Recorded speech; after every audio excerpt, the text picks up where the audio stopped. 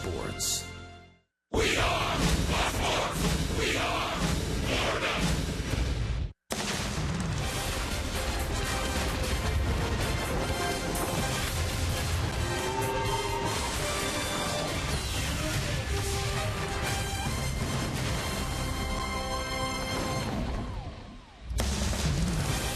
Nighttime arriving here in Miami. The Phillies and Marlins in a 3-game set, and last night the Phillies jumped the fish. Some rain outside, roof shut, windows closed, ready for baseball. Hi everybody, Rich Waltz along with Tommy Hutton. The Marlins came into this series with some momentum. They played well over the last 3 weeks, and the Phillies did not in their series against Atlanta.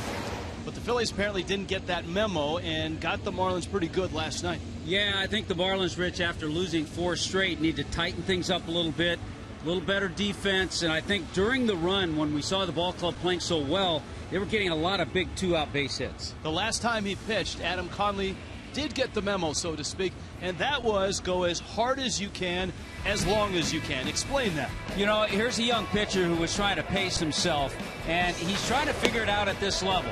He was told, throw hard as long as you can, and we'll see what happens. Well, I'll tell you what, it worked just fine. 3 hits, no runs, 6 strikeouts, no walks. The young left-hander was 9-3 in AAA. He's 4-1 so far with his starts as a Marlin. So he's having a solid year. He's reaching highs as far as innings pitched. He threw the ball extremely well last time out. David Buchanan, the right-hander for the Phils, and you can see he has not fared well on the road. No, he has not. Overall, the earned run average for Buchanan, 8.49, coming off a pretty solid AAA season where he had an ERA under 3. They want him to bring that down. Now, Marlins would like to get on the board early tonight and get themselves back in their winning ways. Fish, ouch. And Phils, ouch. Ouch. Craig Minervini talks foul balls. Look out, everybody.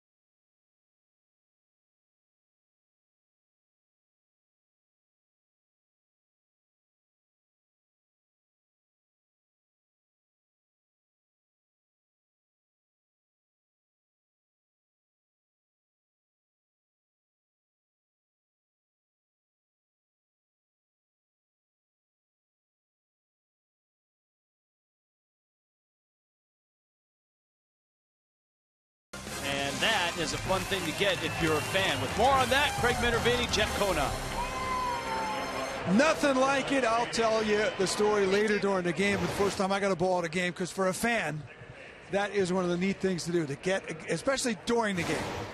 Well, especially during the game. I've really never been a fan watching because I was always playing, Right. but I've seen dozens and hundreds of people drop kids and spill beer and get into fights over that $15 baseball. It's coveted.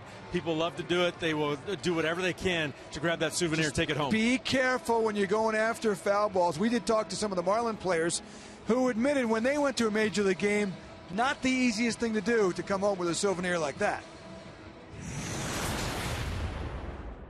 I mean, you know, there's 40,000 people there, so you'd be like winning the lotto, basically. Never during a game. I went after a bunch, but always seemed to come up short.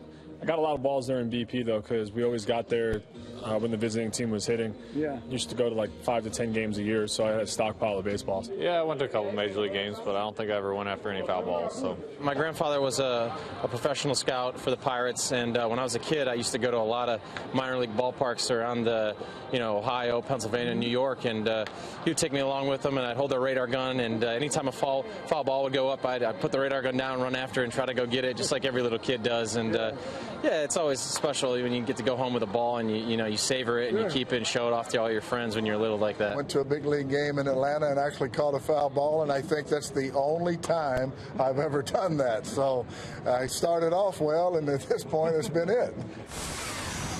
I tell you what, when you're a fan and you're going after those baseballs, especially when their line drives in the air, and you realize they're coming at you with pretty good force. We use a glove for a reason. Yeah. Those balls hurt, and they break bones and stuff. And I saw one time, a guy stood up to catch a ball from Gary Sheffield, and he said, all right, this is coming at me about 120 miles an hour. He ducked right the last second. Oh. A guy behind him was drinking a beer, and it hit the cup on his face because he thought the guy was going to catch it. Not a good sight. And the beer spilled. Just a little bit. Ooh. It exploded. Yeah, it didn't spill. It exploded. I'd like to see more people bring gloves to games. Some people think it's only a young person thing, especially if you're in that section. Well, for protection, if anything just else. for that guy that you might get a souvenir to give away to her grandson or something. But we'll follow. Look at her. She's all set. She's got the glove on already. Now he's taking it. But now that's my glove. You're not catching anything tonight. I'm catching the souvenir for young Johnny, our grandson. All right. We'll follow that during the ball game tonight. Should be fun. Phillies and the Marlins as the Fish try to even up the series at a game apiece. Next, right here on Fox Sports Florida.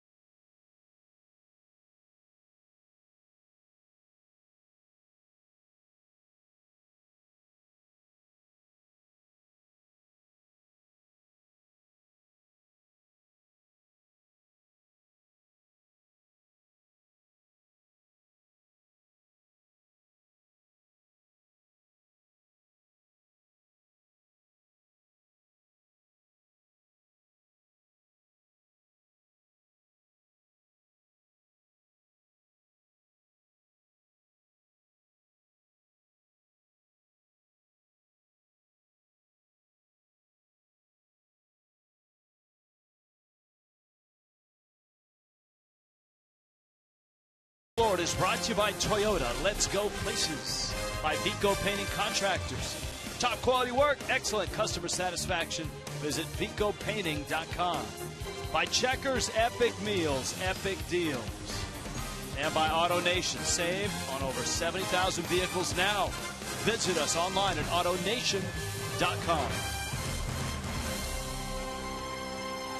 Marlins Park in Miami. Phillies and Marlins. This would be Game 2 of a 3-game set. Phillies winners last night, 6-2. They're in the lineup brought to you by J.M. Lexus. Switch hitting shortstop Freddie Galvis leads them. Aaron Altair in left. Odubel Herrera's in center. Darren Ruff, who homered last night, is at first. Jeff Francoeur, an appearance in right. Darnell Sweeney's at second. Carlos Ruiz will do the catching. Cody Ashe, 2 homers last night. And David Buchanan in the 9 spot. Adam Conley, first pitch, is fouled back, and it's brought to you by Pinch-A-Penny. As Freddie Galvis goes after that Adam Conley offering. Phils have some bats in their lineup that have hit lefties pretty well, and Galvis, one of those guys who's over 300 from this side of the plate.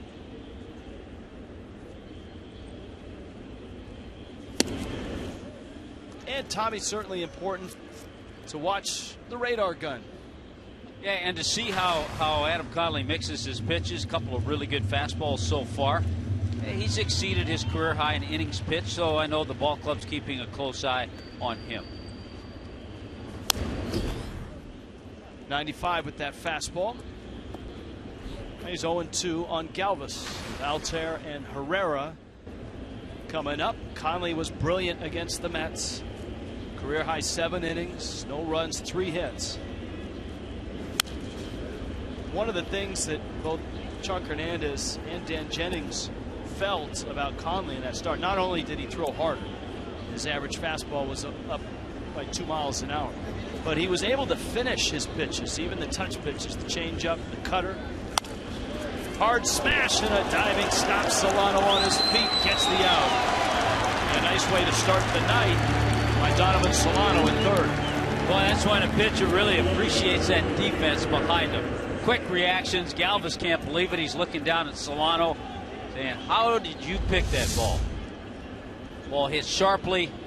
Good reactions, kind of a fall and a dive, and then pops up to make the throw.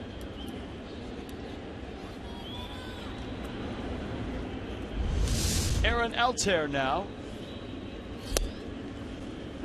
Altair takes a strike.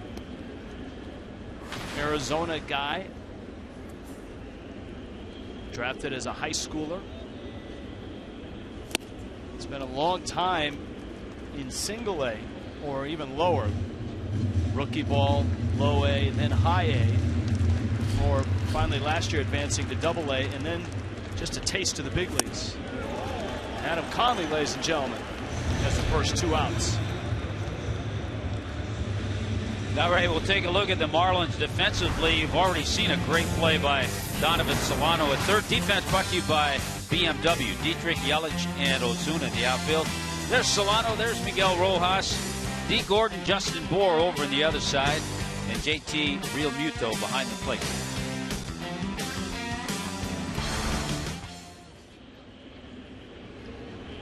Odubel Herrera. Herrera, an exciting player, a Rule 5 draft pick. 1 for 4 last night with a walk. And it looks like the gamble for the Phillies has paid off. The gamble of a Rule 5, you pay $50,000. And Pete Buchanan, pretty happy that Herrera was able to stick on the Major League roster, which he must do, or else you have to offer him back to that organization. His organization, the old one, the Texas Rangers. Herrera's hit close to 300, 27 doubles, 15 stolen bases.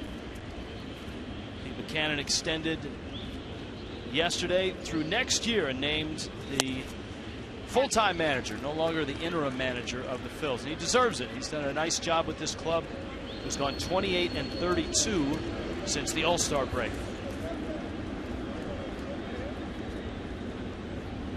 And jokingly, he will say he was probably interim manager of the year a couple of times with Pittsburgh, with Cincinnati. And this is the first time he's been able to parlay that success into a full-time job.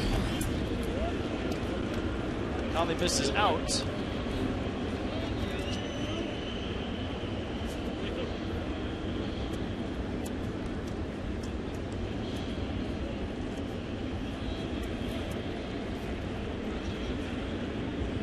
3-2 coming to Herrera. That would be strike 3 called.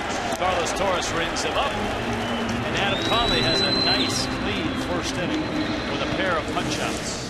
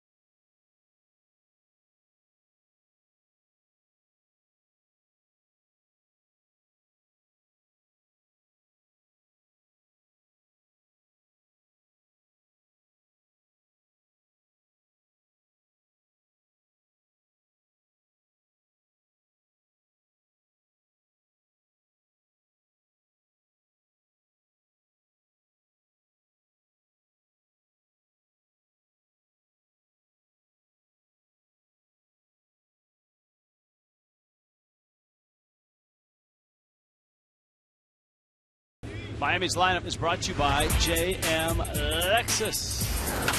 Here's what it looks like. D. Gordon in the leadoff spot. Donovan Solano's at third base. Christian Yelich in center. Justin Bour. It's cleanup. Marcell Ozuna in right. Derek Dietrich in left.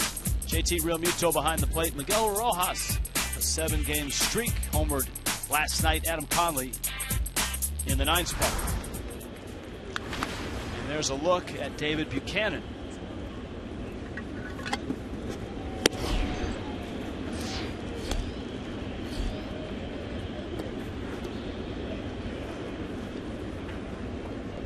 Gordon last night, an 0 for 4. Actually, an 0 for 3. He walked once. You see his average sits at 330.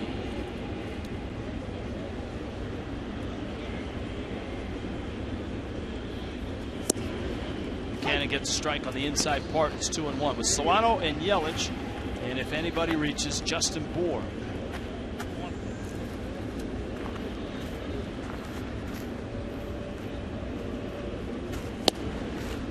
Buchanan fared much better last year in his 20 starts as a Philly. 6-8 with a nice ERA at 3.75. Not the case this year. Gordon reaches up, drives one to right, but the park will hold it. Francoeur on the track makes the catch. Not used to seeing D hit a ball out that deep. He's hit a couple out of the park this year. Now let's see how the Phillies line up defensively. Brought to you by BMW. Aaron Altair, Odubel Herrera, and Jeff Francoeur in the outfield. Ashe Galvis, Darnell Sweeney, Darren Ruff around the infield, and Chooch, Carlos Ruiz behind the plate. Dan Jennings today said that Donovan Solano hit his way into the lineup tonight after a 3 for 4 last night. So here's Solano getting the start against Buchanan.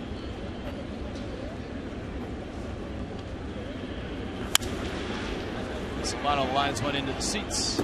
You know, with not a lot of playing time for Donovan Solano. 3-hit game last night. His first multi-hit game of the season.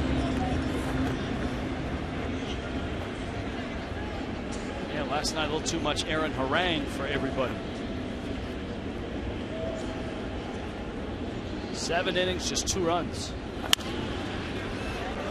Solano takes a rip and a high fastball.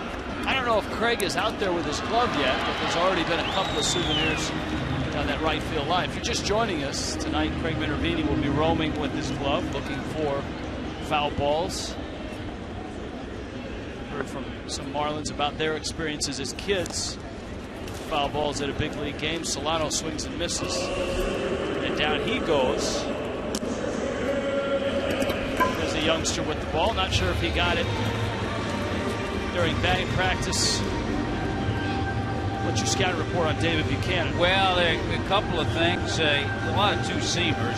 He has to stay down. He's not overpowering. The one I don't like is, remember that guy Kyle Kendrick? Every once in a while you can compare Buchanan a little bit with Kyle Kendrick. Yelich, Galvis with a diving stop. Yelich is going to beat it. And he's got himself a hit. He was almost thinking when he hit that ball and saw Galvis made the pick about last night when he hit that line drive into center his first time up that was caught. But this time, Christian Yelich gets himself a base hit. Great effort by Galvis. Tries to throw it while he's kind of falling backward.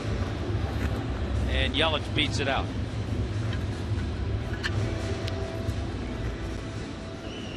You forget how fast Yelich is.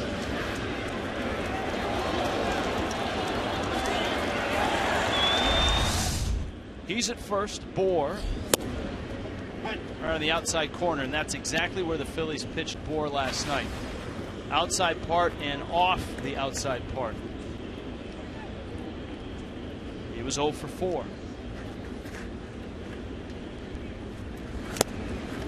And there they are again, trying to expand that zone. Yeah, and a good changeup there. Very quick to the plate is Buchanan. A real short slide step.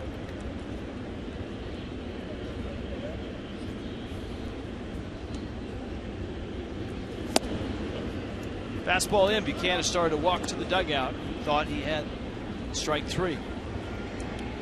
Frank Menechino, Miami's hitting coach.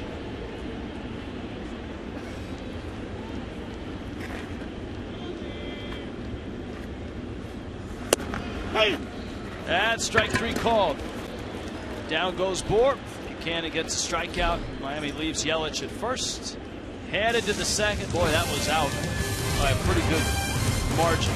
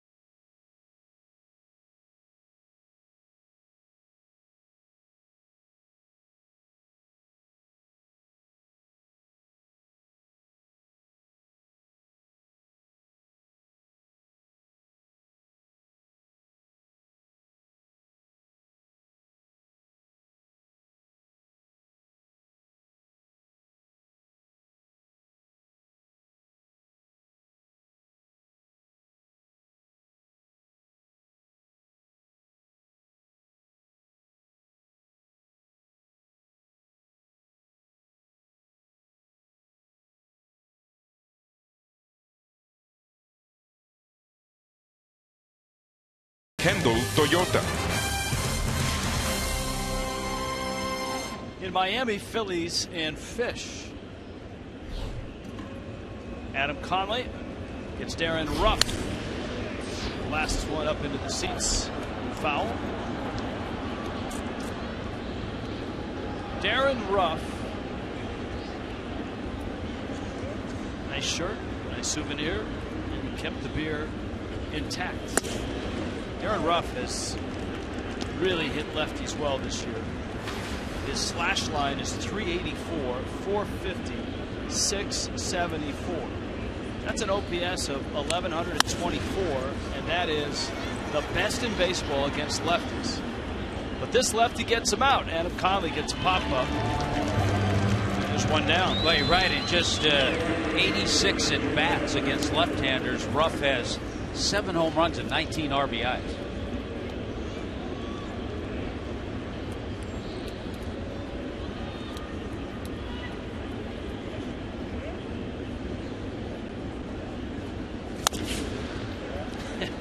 You had to know that Jeff Francoeur is going to swing at that. He's a first pitch fastball, let it loose kind of guy.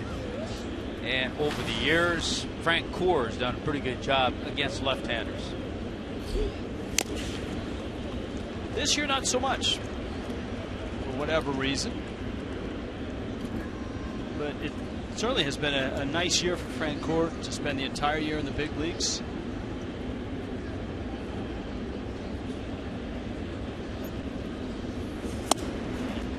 Conley just off the plate. He's done a tremendous job, Francoeur has, off the bench. 11 pinch hits, a 393 pinch hit average. I just like the way Adam Conley is going right after the Philly hitters. Every once in a while he'll mix it up with the changeup, with the breaking ball, but a lot of really good fastballs. There's the split. Yeah. And he throws that fastball by a good fastball hitter. So 2 outs, and Darnell Sweeney comes up. Conley did take a 2-0 loss. There's a good fastball, ties up Francoeur to the Phillies back in August. But he pitched well. He went 6 innings, gave up 3 hits and only 1 run, and unfortunately took the loss in that game.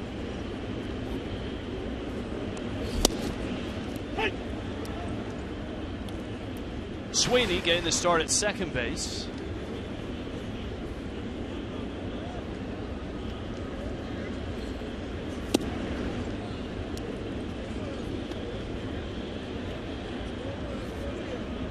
Of course, Conley, second-round pick out of Washington State, and today he was named Marlins Minor League Pitcher of the Year, the organization's Pitcher of the Year, for his efforts in New Orleans, where he led the Coast League in ERA at 2.52 with a 9-3 record. Wow. I'll tell you what, ever since they've turned him loose, Adam Conley has been superb. He's punched out 4 in 2 innings here tonight.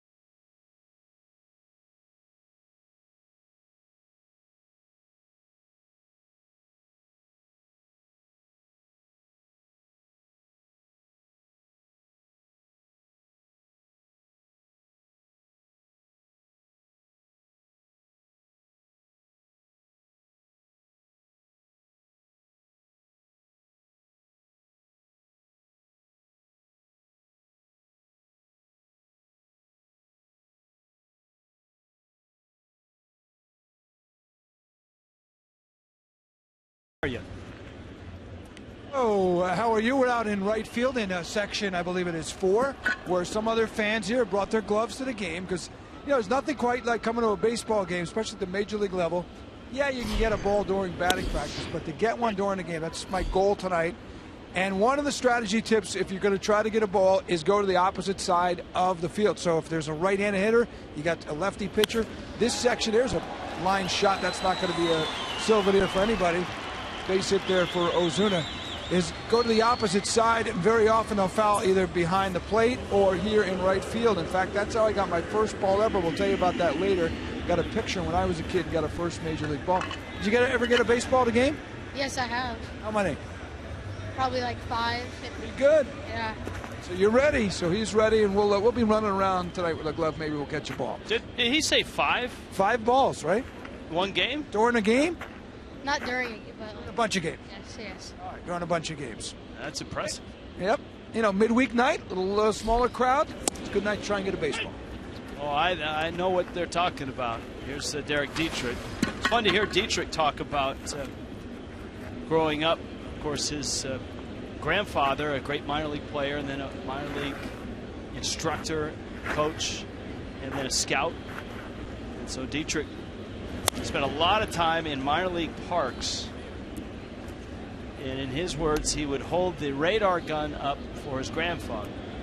But as soon as the foul ball left the bat and found the seats, he would drop the radar gun and head after the foul ball. Steve Demeter, I believe, is his grandfather. Yeah, over 250 minor league home runs. Ozuna's at first after that line drive single. And there's Dietrich. That's the hard part, though, for Craig's strategy is how do you get from one side of the park to the next side of the park in time for a ball like that? Ozuna leading off with a single. Very nice.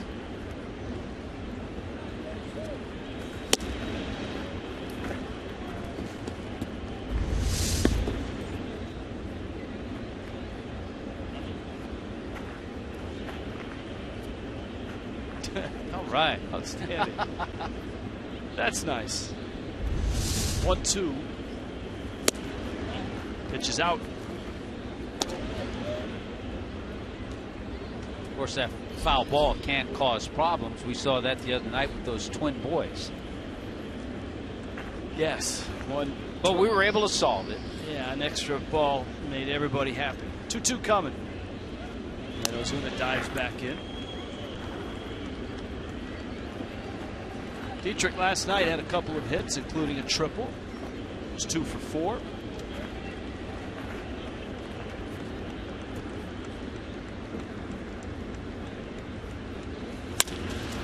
Up the middle, Sweeney, bad feed, everyone's safe. Ozuna's headed for third, there's nobody there, and he'll get there.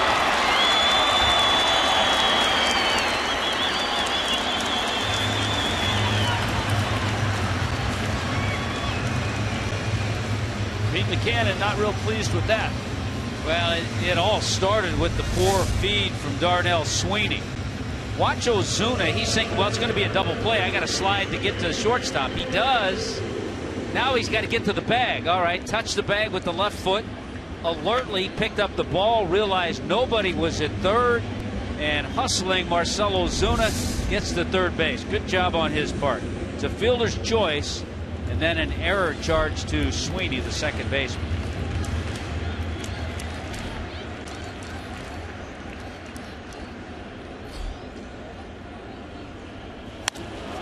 Bouncer to third. Ashe looks at the plate, gets it out there. Sweeney's turn, gets it out there. Real Muto bounces into a double play. Good hard slide by Dietrich in second. Ozuna scores. Miami's on the board first tonight. Rich, it's one of the things we've seen ever since Dietrich has been here. Derek Dietrich goes in, gives you a good, hard, clean slide all the time. Ashe gets it to Sweeney, even though he gets taken out by Dietrich. Sweeney able to complete the double play. Marlins get a run, no RBI. Here's the hard slide right at the bag. Good job on Sweeney's part, too. Now Rojas, who takes in.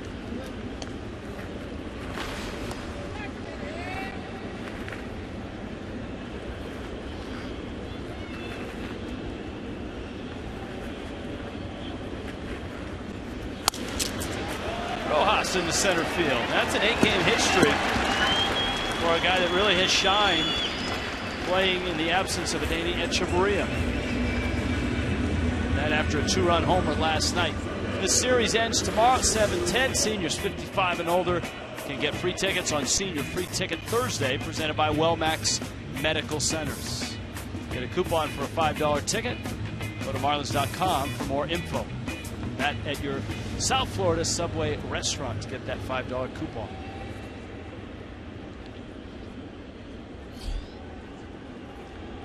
Adam Conley.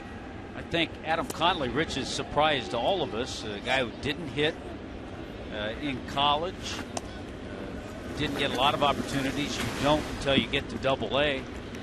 And he's got himself 4 hits already. He may have surprised himself. He's been really good with sack bunts. That obviously not in play here.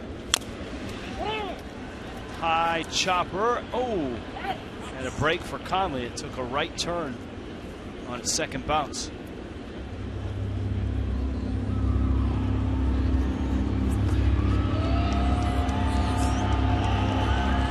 Bottom of the second here when we get to the bottom of the third.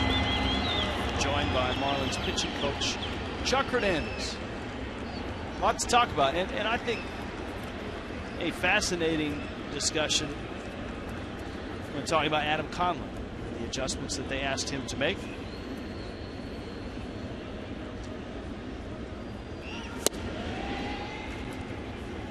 Cannon changes speeds and gets a strike.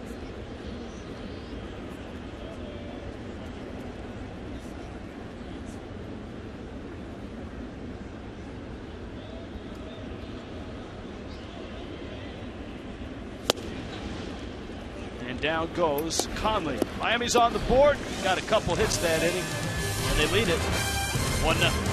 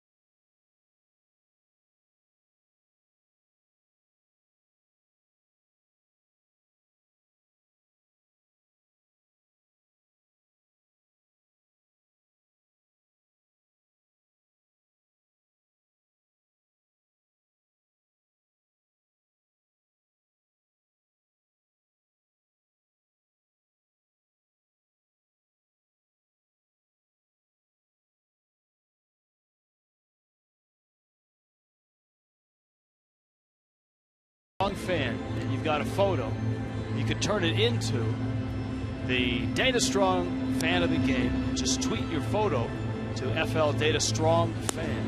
See, that was a great photo there. Well, that one's not that bad either. They were apparently tweeting a Strong fan photo.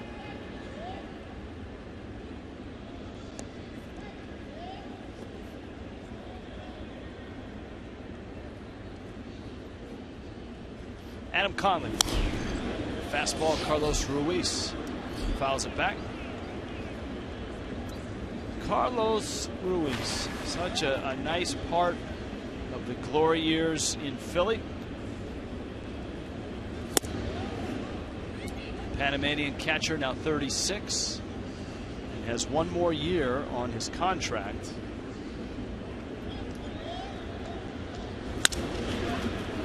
Slowly hit. Rojas gets the out.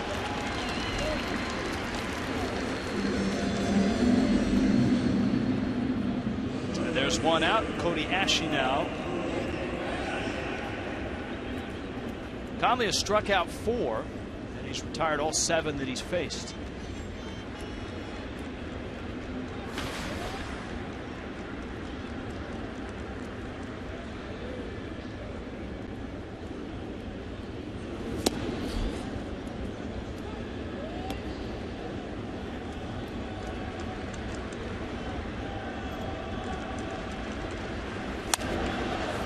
Conley, a guy too that has done a little bit of everything from the pitching point of view. He was a closer in college. Also a frontline starter in college. Boy, you just love his aggressiveness. It's almost as if he's pitching the way he probably did when he was a closer. You know, aggressive, not holding back. That's a great shot. She's as excited as some of the young fans we've seen that have been able to get foul balls. Realmuto. Oh, Bohr got the glove in on the base path, somehow extracted the ball and got away from the bag all at once. That's always a dangerous play for a first baseman when that throw gets near the runner, and if you have that contact with the runner, it can prove very difficult. Ask Cliff Floyd about that. But a good job by Justin Bohr to get it and then get out of there. You saw Ashe was inside the baseline, so I think if the ball hits him, he's probably called out. Chuck Hernandez next half inning. We'll answer our questions. Certainly talk about Adam Conley, some of the other starters.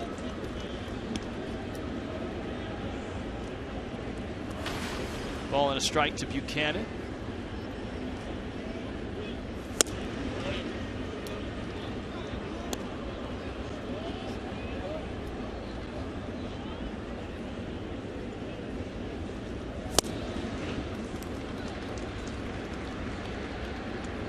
Two and two. Here it is. Good hard fastball. You got the pitcher up there. Don't mess around. To right. Lands. Where's Craig? Wasn't Craig down there? That's not Craig. Well, I moved over to section 10, so that's the problem. So, Craig, how's it going so far? Any close calls? Nothing even close yet. You know, we were looking at a stat. There are 48 balls on average, guys, that are hit foul. They don't keep track of how many go into the stands. So you'd have to take it. What would you say? Would you say 60% of foul balls? Yeah, 60. Something like that. So you're talking about 25, maybe 30 baseballs maximum on an average night going to the crowd. So to try and get one of those, not easy. So that percentage that we just saw, here's the 2-2. Was that percentage of balls that go into the seats, no, or just foul by foul? Yeah, because they don't keep track. We tried to find out, but they don't keep track of balls into the seats, so they can tell you foul balls. Oh, whoa. Oh. See, that was close. See, I was playing the right-handed pitcher a little bit to this side. That was close. Craig, I think what you need to do is put the clipboard down. That'll help your mobility. Trying to keep score. I know. We'll help you with that. All right. That was close. Yeah, I think if you have the clipboard down, I think you got a good jump, though. You got a good jump. Good first step. You have to have a good first step. Adam Conley with a high fastball. 5 strikeouts first time through. When we get back, we'll talk to his pitching coach, Chuck Hernandez. 1-0, Miami.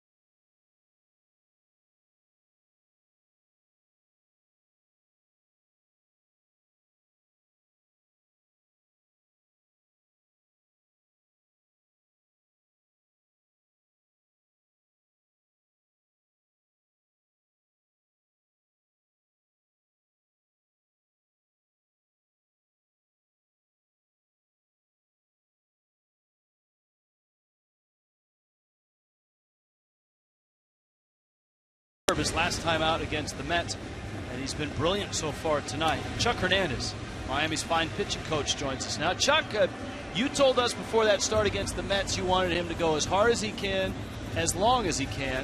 That seems to have flipped a switch in this young lefty. Yeah, well, I sure hope so. I know that he kind of noticed what a difference he can make on the impact he can have on the game when he goes ahead and goes after him hard and aggressive and just keeps attacking the glove. So hopefully he learned something, and so far tonight he's carried that right over. D. Gordon, a strike. Chuck, how about next time around when he goes back out there, second time around, does he need to do anything differently? Well, I mean, as the game evolves, he'll probably. I really don't believe he's thrown a changeup yet, which is a fine pitch for him. But he hasn't needed him. He's kind of been overmatching him with a fastball, and he's thrown a couple good sliders. So, but as the game evolves, he'll probably start mixing a couple changeups. But you don't need to deviate too far from what's working well. Ball and a strike to Gordon. Was he surprised with the results, both in velocity and effectiveness against the Mets? Well, I think when he first started his career here as a young Marlin minor leaguer, that's kind of the approach he had. And, over the years, and he had a couple minor injuries along the way that, might have slowed him down or mentally made him feel like, I got to be a little more cautious. But, I told him you only get so many times. You only get so many opportunities to pitch in the big league. So, kind of dance with the girl that brought you here and see how far that goes. Well, and I guess we've learned one thing. He's a fast learner. Yeah, apparently. 1-2 to D. Gordon. Chuck Hernandez is with us, Miami's pitching coach. We appreciate your time. I wanted to bounce just through your rotation, give us just a quick assessment of what you've seen and where the guys are. Let's start with another lefty, Justin Nicolino.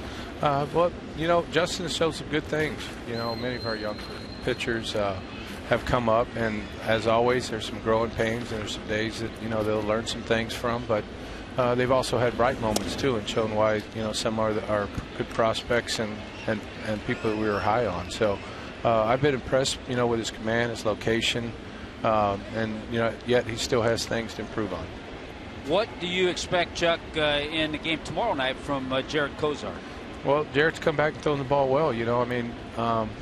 Maybe the issues he had earlier in the year were a little bit more severe than anyone had a right to expect, and that's a shocking element. Another base hit, D. Gordon. I love it. I want him to get about 4 hits every game the rest of the year. I think everyone's pulling for that. Yeah. What a inspirational player for our team, and he kind of stirs us up. Hey, did the other players take notice of him yesterday, bringing the bat and going and visiting the elderly lady that got hit in the head with a foul ball? I don't know, because half of these guys aren't really paying attention a lot when they're not playing. But yeah, I think everyone knows what kind of guy he is, what kind of character he is. He's a special kid, and we're sure fortunate to have him. Now Donovan Solano with Gordon at first. Chuck, one more thing on Jared Kozar. Given the fact that he's only thrown 61 innings going into tomorrow night, does the organization have any thought of him throwing somewhere, fall league or somewhere like that after the season? Yeah, there's been talks of that. There's been talk of getting him some extra innings here at the end of the year, and we'll work that out and see how it plays out for him. Line drive double play on the button off the bat of Donovan Solano, and Cody Ashley got it across the diamond quickly, and there's 2 outs. Well, the double play was a big play for the Phillies last night. They turned 4. This is really tough for D. Gordon. I mean, 1 step and he's really nailed. A couple steps and Ashley made a quick throw. Good reactions on his part. So Yelich is up. Chuck, Jose Fernandez. And are you happy with what you've seen since he's come back from the tendonitis? Yeah, he's doing great. His arm feels great. That's our most important aspect of his return. It's just to make sure he gets through the season healthy, and as he says, his arms maybe never felt better than he's feeling right now. So we're going to let him pitch a couple more games, and then he'll be shut down and get ready for next season. As luck would have it, a very brief inning. Hey, thank you for the information. all season long as well as tonight. Okay, always enjoy talking with you guys. All right, Chuck, thank you. Chuck. Chuck Hernandez, fine pitching coach. Miami Marlins 1-0 Fish.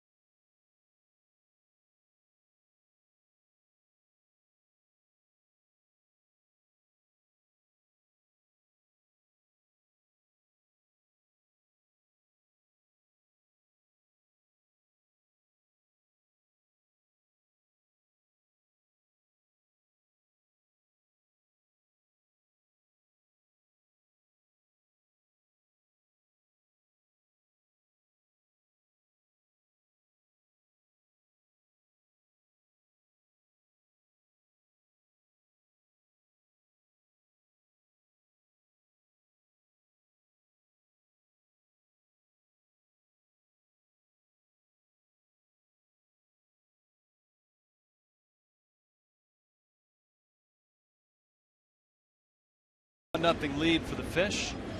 Conley has cruised through his 3 innings. He struck out 5. As Tommy pointed out in his question to Chuck Hernandez, now's the second time through. We'll see what adjustments are made, both from the Phillies standpoint and from Conley and JT Realmuto.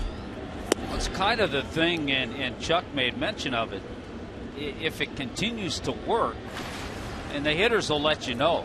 If it continues to work, there's no sense to change. We'll see.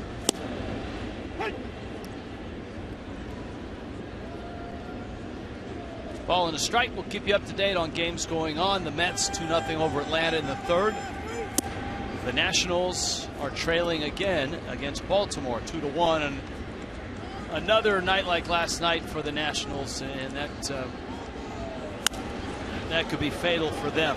The Mets have their hottest pitcher on the mound, Bartolo Colon. 3 innings, 3 no-hit innings, and in those 3 innings, the 9 outs on 27 pitches. And what did I say in New York, Tommy? You said I think Bartolo Colon is going to be a big part of that postseason rotation. It's 2-2. Yeah, 6.5 is the lead right now. I just think it's ironic. You have all these young arms talking about the Mets that everybody's babying, and you have a 42-year-old who's getting stronger right now.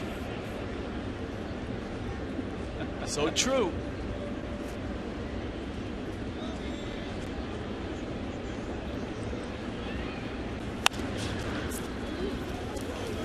Solano across the diamond to get the out.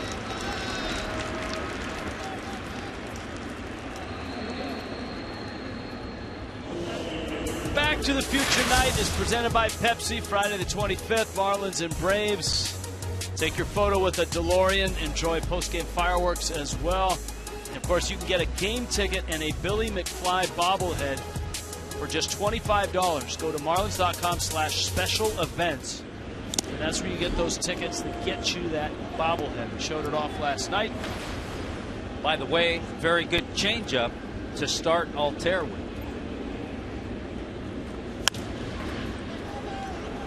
In the air down the line.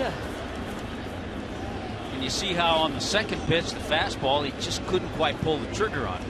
Yeah, that guy can't stretch enough to get that foul ball. South Florida Honda dealers, get you ready for tomorrow night. It closes out this series. Craig and Jeff. Craig, hopefully tomorrow night He'll be showing off the many foul balls that he gets tonight. And that guy that was trying to stretch right out of his shoe.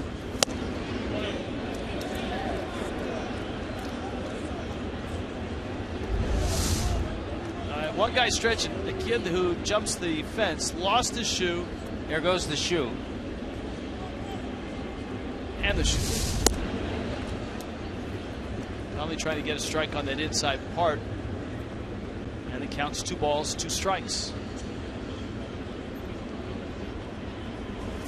Hey! That would be strike 3 called. 6 strikeouts already for Adam Conley. This is more of the same from that start in New York against the Mets. Really love the way he worked. Look at all those pitches on the inner part that he tried to get that fastball there. Remember, he started it with a changeup, and he put him away with a perfectly placed fastball.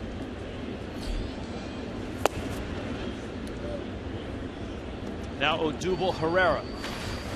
And that Mets team that he faced in New York was hot. Liner to left. Dietrich slides and got it. Derek Dietrich sliding in left. Picks it before it hit the grass. And Adam Conley has retired all 12 that he's faced tonight.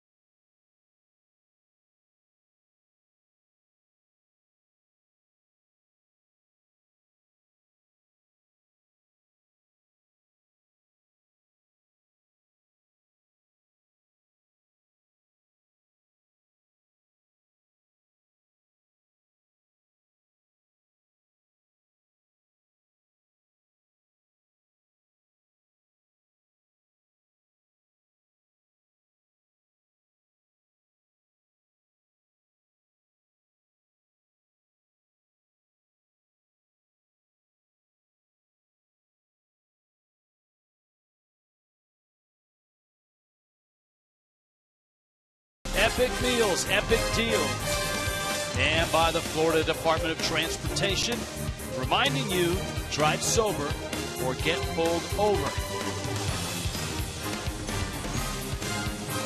Inside Marlins Park, it's 1-0 Miami, bottom 4.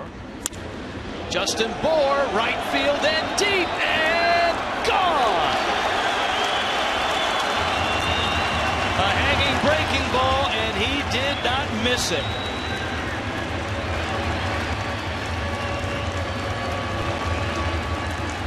You and I talked about some of the attainable numbers that individual players might be thinking about. For Justin Bour, maybe 20 home runs. You know what? That one right there, number 19. A little belly bump from D. Gordon. And a 2-0 lead.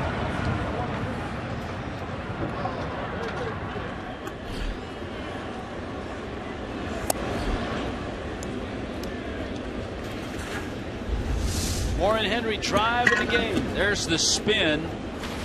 Pretty much middle of the plate. The big guy was on it.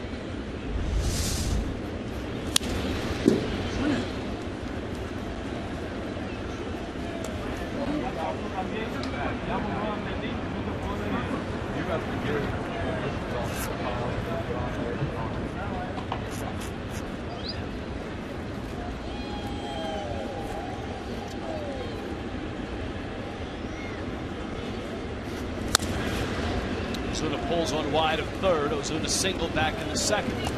So Bohr's 19. Miami got a run in the second on a double play ball off the bat of JT Realmuto. The youngster who brought his glove has himself a souvenir. Ozuna another rope, and this one ends up in the glove of Galvis.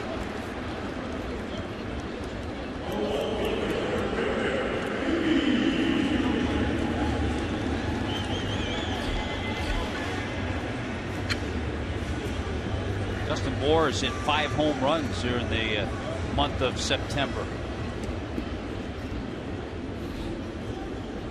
Derek Dietrich now.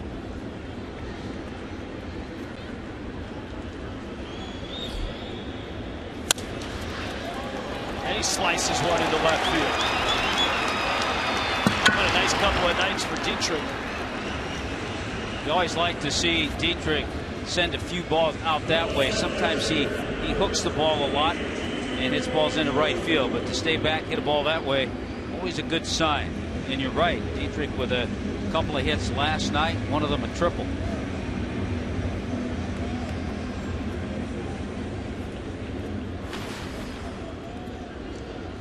Realmuto.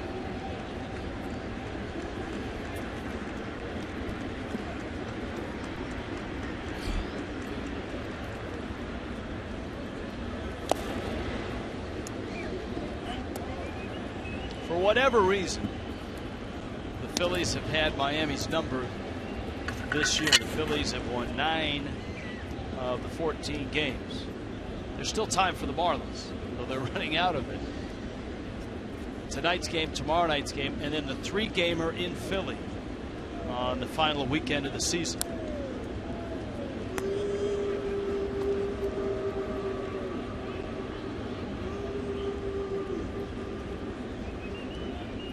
Two teams with players getting opportunities, trying to show what they can do at the major league level.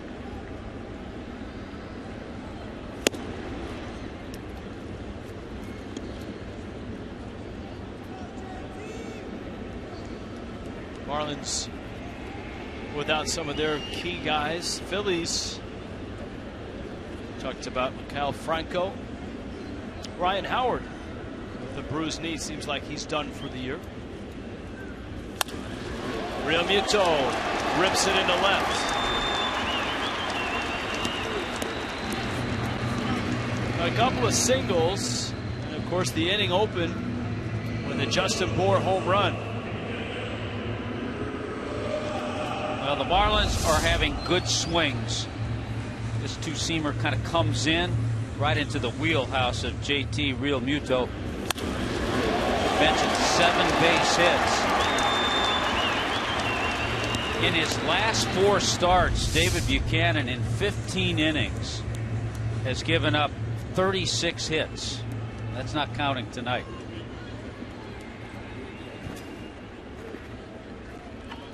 Now Rojas, Dietrich, and Realmuto.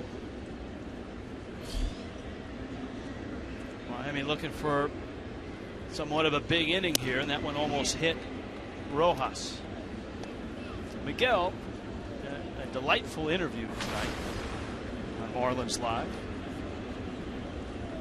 talking about that 150 pounds that somehow got attached to his bio. Yeah, his teammates have a lot of fun with that. Yeah. So that was a long time ago. That's when he signed.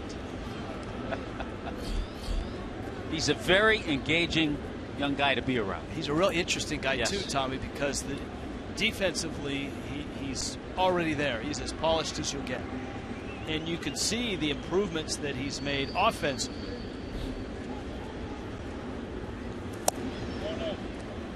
You almost see him, at least I do, as a young Omar Infante.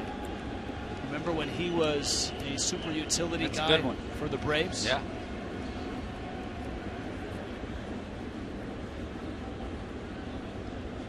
If he has a career like Omar Infante's, he'll have a really nice career.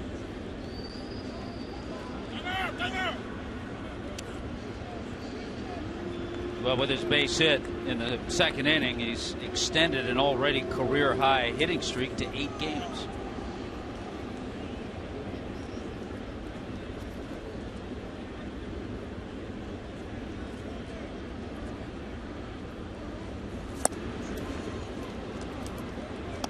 Two balls, 2 strikes.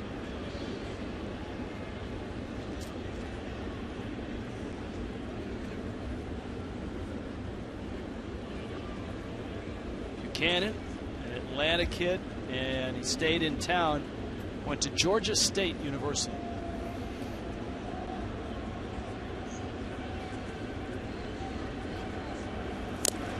Right in Atlanta is Georgia State.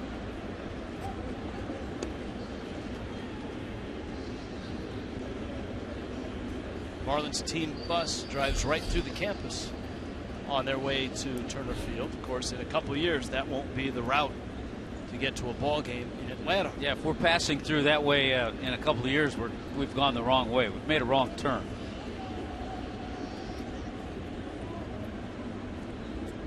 Dietrich at second, Real Muto at first. And Rojas putting up a good battle here against David Buchanan. Nationals are still trailing. As a look at Adeiny Echeverria. Echeverria scheduled tomorrow to hit in a simulated game, and if all goes well, there's a pretty good chance, again, if all goes well, that Friday night he could be in there. And that's certainly good news for him and for the Marlins.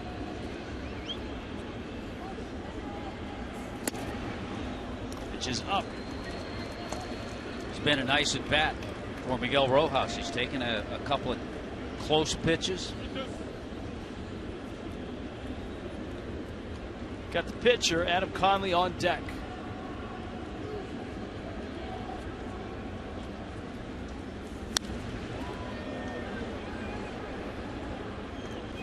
Well, Craig is out in the stands with his glove looking for foul balls. On the other hand, up here in our location, and this is year 4, we've had a couple come close, but we haven't had one up in the booth yet. Not all the way. They kind of come a little bit below us. We've not had one all the way up here.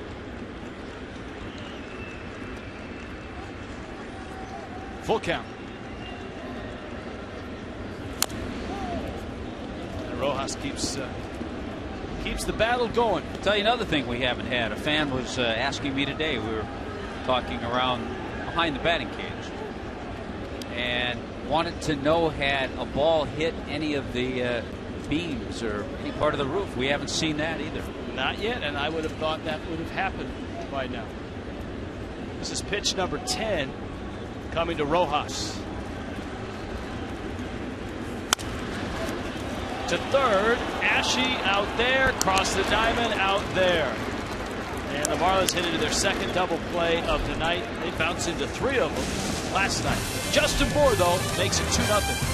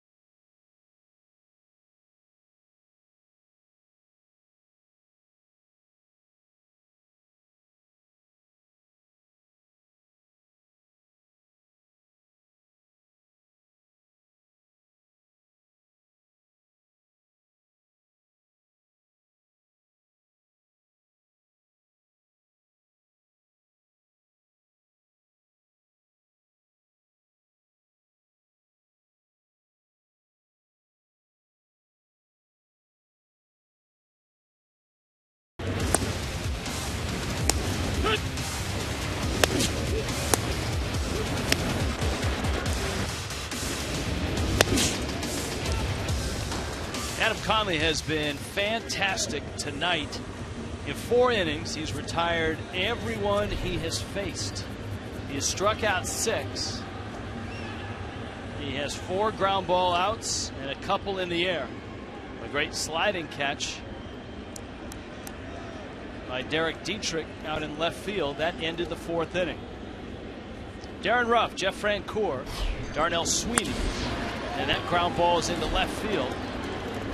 Dietrich will scoop it up. The Phillies have their first base runner, and we check in with Craig Minervini. Craig? With 2 of the real fine ball hawks here at Marlins Park. Jacob over here, Dennis over here. What? Do you have totals that you have? I'm about at 180-ish right now. I haven't charted for the rest of the day. I had a good BP. So 180 for what?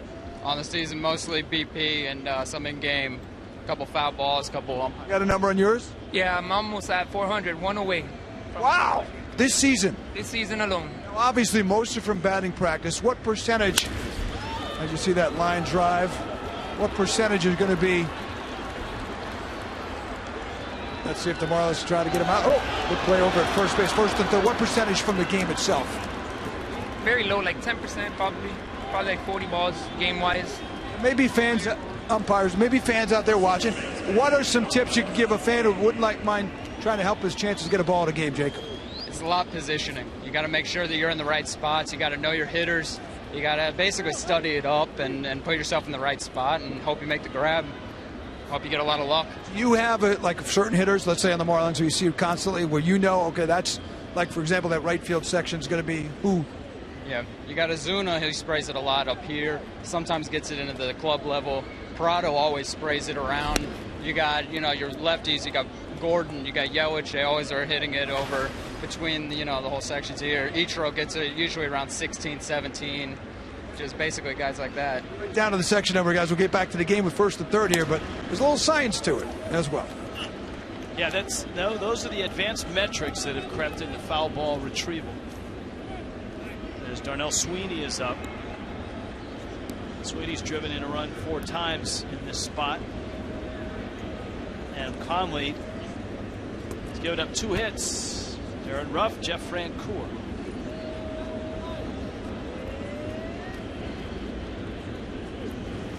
The guy Sweeney, who's been in the major leagues briefly, he's playing his 28th game tonight. We saw him make that poor flip. He's played games at second, third, and all 3 outfield spots.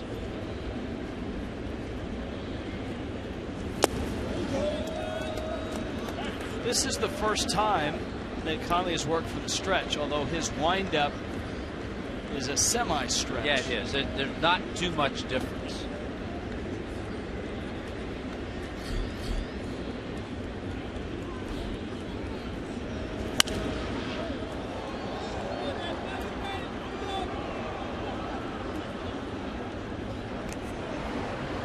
That.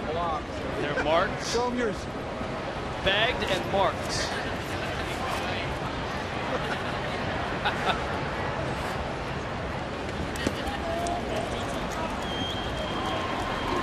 Well, now the bags are loaded. Conley has walked Darnell Sweeney. And all of a sudden, the first test for Adam Conley in this one tonight. Got a double play guy at the plate, and double plays are in order, and they certainly are in this series. The Phillies have turned 7 double plays already, so the Marlins would love to be able to get a ground ball right at an infielder, Carlos Ruiz.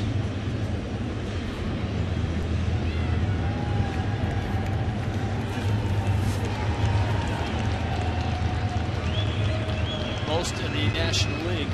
Marlins at 148.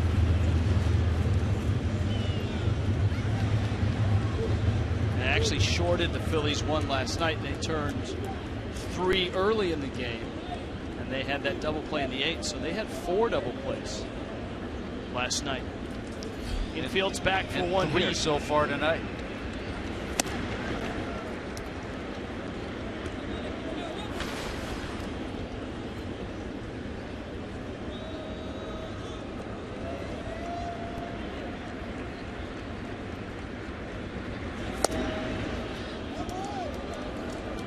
Phillies 2-0 on Ruiz.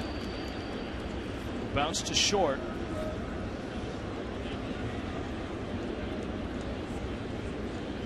Bases filled with Phillies. Gets a strike there on the foul ball by Ruiz.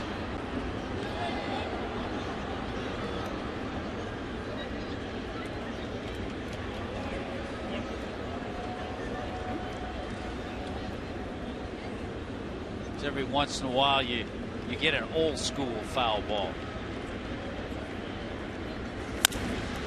There's a bouncer up the middle. Rojas feeds. Gordon turns and gets the double play. Phillies get a run, but Miami gets 2 outs in the exchange.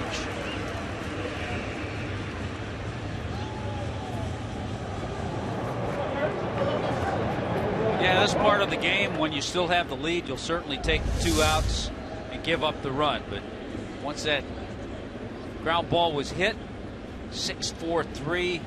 Look at the acrobatic throw by D. Gordon. Ashe now. Francoeur left at third.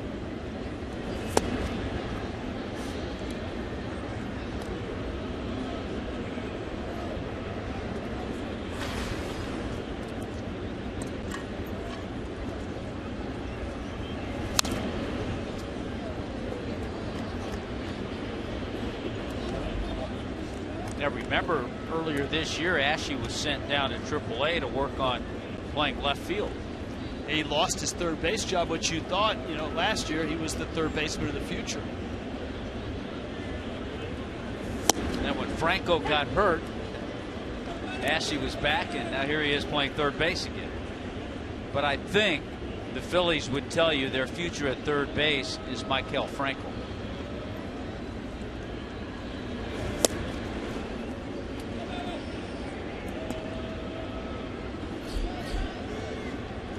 If he loses Ashe, he still gets to face Buchanan.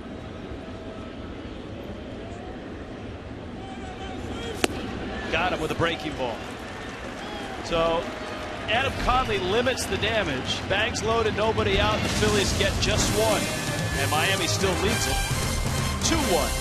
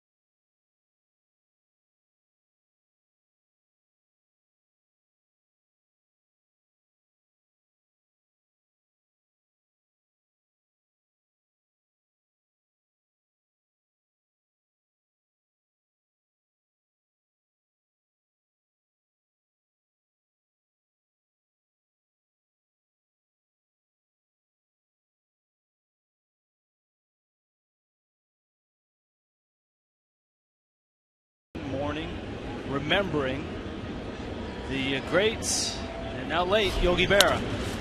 Conley off the glove of Ashe, who has it, throws it, and just gets Miami's pitcher at first.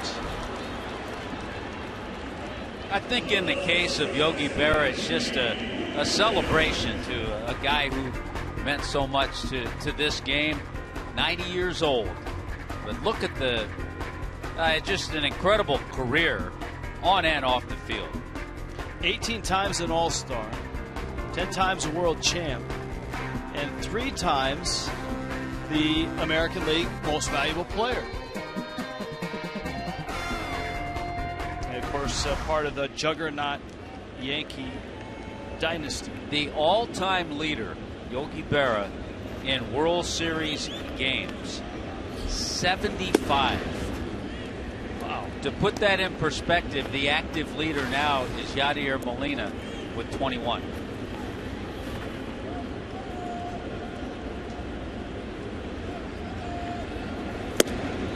T. Gordon takes fastball up. Gordon is flied out and singled.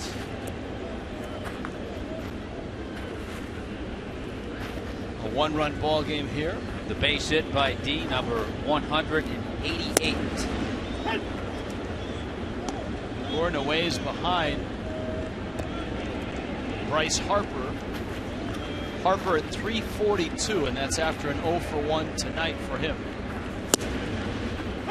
You know, the consistency, I was looking back, that D. Gordon has shown this year. He has hit over 300 every month except July.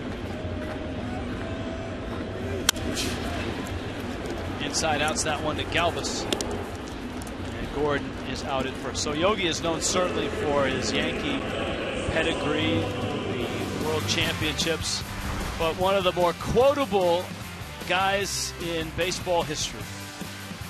Deja vu all over again. Nobody goes there anymore. It's too crowded. Why buy good luggage? You only use it when you travel. There literally are books published on just Yogi He was Berra. quoted as saying, on pre-game rest, I usually take a 2-hour nap from 1 to 4. And it ain't over till it's over, as transcended Yogi and baseball. And of course managed the Mets. That's my recollection of Yogi Berra. From 72 to 75, he was the Mets manager. And as a member of the Phillies at that time, you know, seeing Yogi across the field in the other dugout.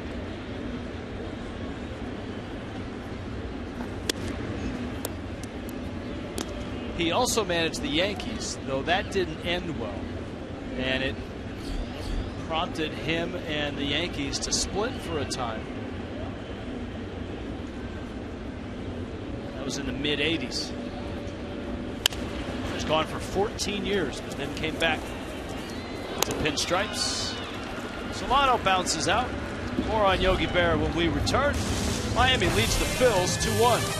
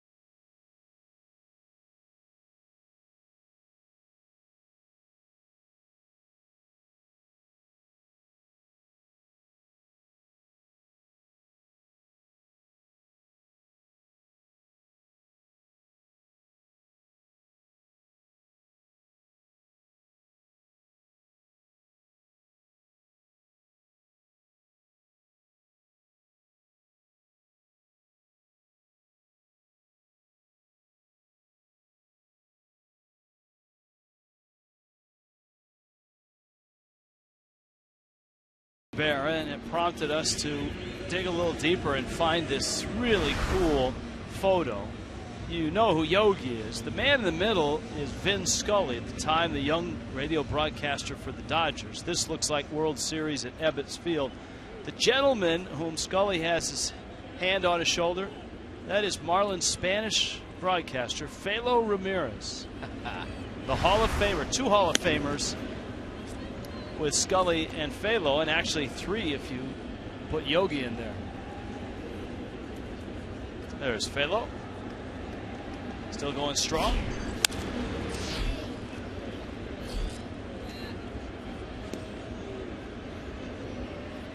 Chase Darno, who is the older brother of Travis Darno.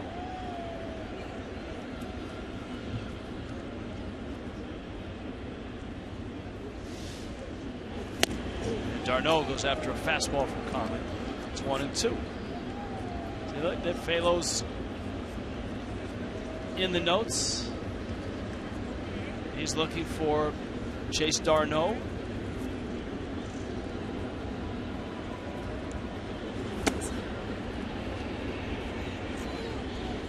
Two and two.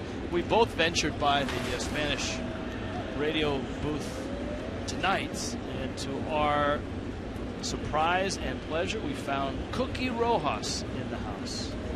Looking good, sounding good. Just wonderful to see him at the ballpark. Visitor today. He had a chance to chat with Philo and Iki and spent some time with Tony Perez. So good to see Cookie today. Darno strikes out. By the way, that's number 8. That's a career high for Adam Conley in the strikeout department. The bump in the road for Conley was that 5th inning. A couple of hits and a walk. Bags were loaded and nobody was out.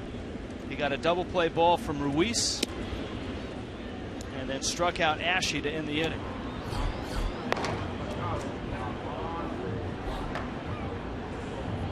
Phillies pen in action.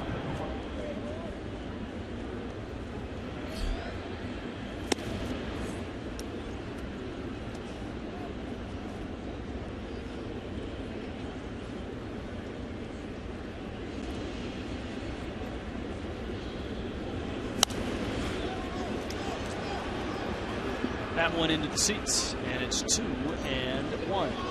So the Yogi Berra news. Oh, there's Craig. He's still got the glove. I'm telling you, Craig, just I think you need to jettison the clipboard. You're right. Yeah, you'll be able to go from section to section much faster. I already left my phone in the seat tonight once. I did. Where did you leave it? Like on the seat? Or? Yeah, you know, I put it in the cup holder, and of course I've been moving to different sections and left the phone. So, well, they have that app of Find Your iPhone. Here was the turning point. Got distracted, but the nice thing is we have you on videotape, so we can pinpoint your location. We had a roll. Oh, I just see. That's what the fan was saying before. Sometimes you want it moving, and it's very hard to do this. Also, you know what helps to have pitchers who throw from the same side. If you have 2 right-handers, you'll tend to get more lefties and so on. So you're not going back and forth as much. You know, we will have many in the stands tomorrow. Broadcasters. That's right. Tomorrow the analysts assemble once again. Cliff Floyd. Oh, excuse me, Cliff Floyd. We ought to get Cliff in here on too. We could bring him in. Special assignment maybe. Jeff Conine will be here. Carl Pavano. Preston Wilson. See, I was going through the whole list of analysts that we've had over the last 3 years. But Preston will be in the outfield. Conine will be down in that third base well. Yelich calls for it. He makes the catch. And Pavano will be sitting once again in the Diamond Club seats getting white tablecloth. How did Pavano draw that assignment? He's a pitcher. He only has to work every 5 days. But there they are, analysts around the park.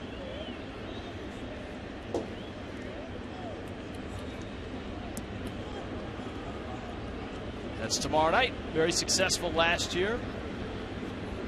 And so tomorrow night, everybody gets to talk. So we'll have 4 analysts on that game. Gordon's out. Good comeback inning. And Ozuna's in, and he makes the catch. And Adam Conley goes 1, 2, 3 through the 6th and hangs on to this 2-1 lead.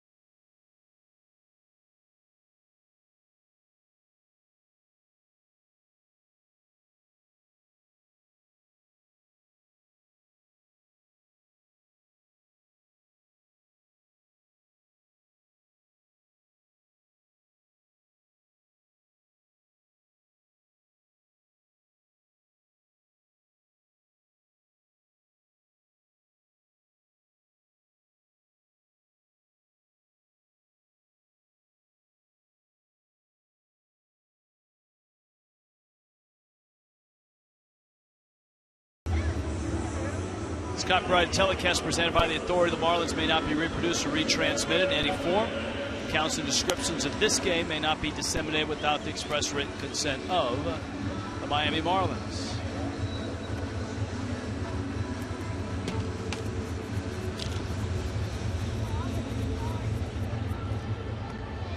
Somebody got a foul ball.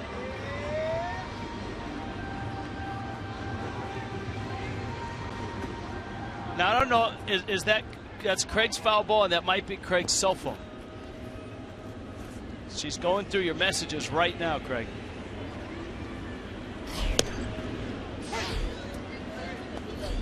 Adam Lowen on the hill. Lowen, who was a pitcher, then a position player, now back to pitching. He's had an amazing journey through baseball. He gets a strike on Christian Yelich with Justin Bour and Marcell Ozuna coming up. Bottom 6, 2-1, Miami. Yelich 1 for 2. Bour has homered. And Ozuna has a hit. Lowen misses up. Adam Lowen doesn't throw 98 miles an hour, but from a distance, he's got the little, with the hair going there, he's got a little Mitch Williams look.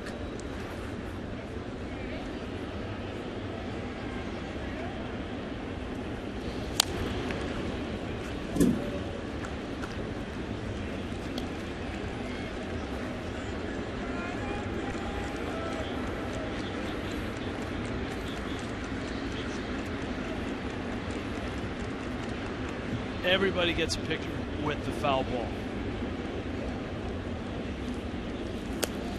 But here's the deal, though. You need to put the cell phones down and pay attention in case you get another one.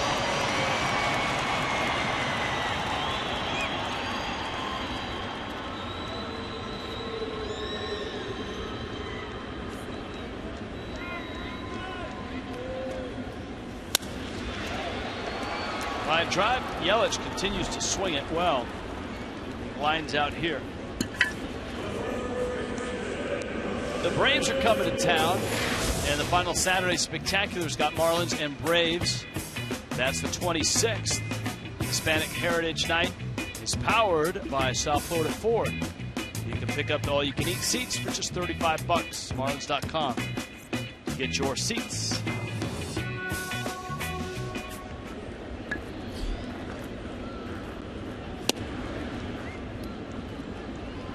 throws a fastball that missed someplace. That's 1-0. Moore's homer on a breaking ball from David Buchanan. Solo shot down the line and right. Yeah, the curveball was 79 miles an hour.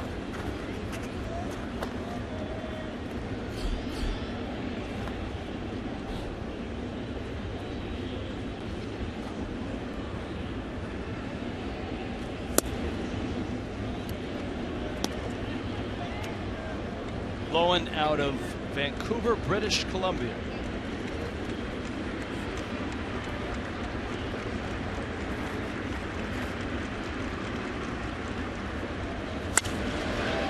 Moore lines at center field. Oh, Dubal Herrera races into the picture and makes the catch. That ball was hit hard, just like Yelich's.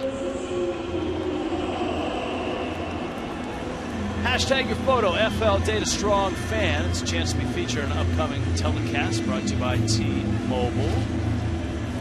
And here it is, Data Strong Fan of Game 10 with his Jose head.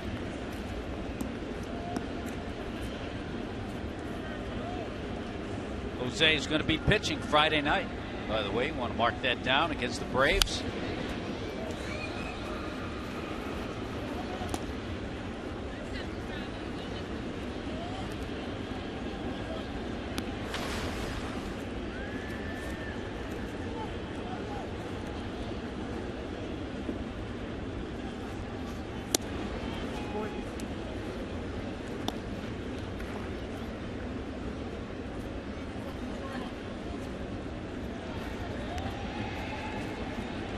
Adam Conley and Adam Lowen, both lefties from the Pacific Northwest. That one up in the air deep. Hey! That is a really nice scouting report. You fan of reggae. It's a great spot. I mean, you have to you go through the odds. The odds aren't as good, but you don't have as much competition. Plus, you're in a great spot for on-camera time if you make the play. And he made the play. His friends will be calling in a moment. 2-1 Miami.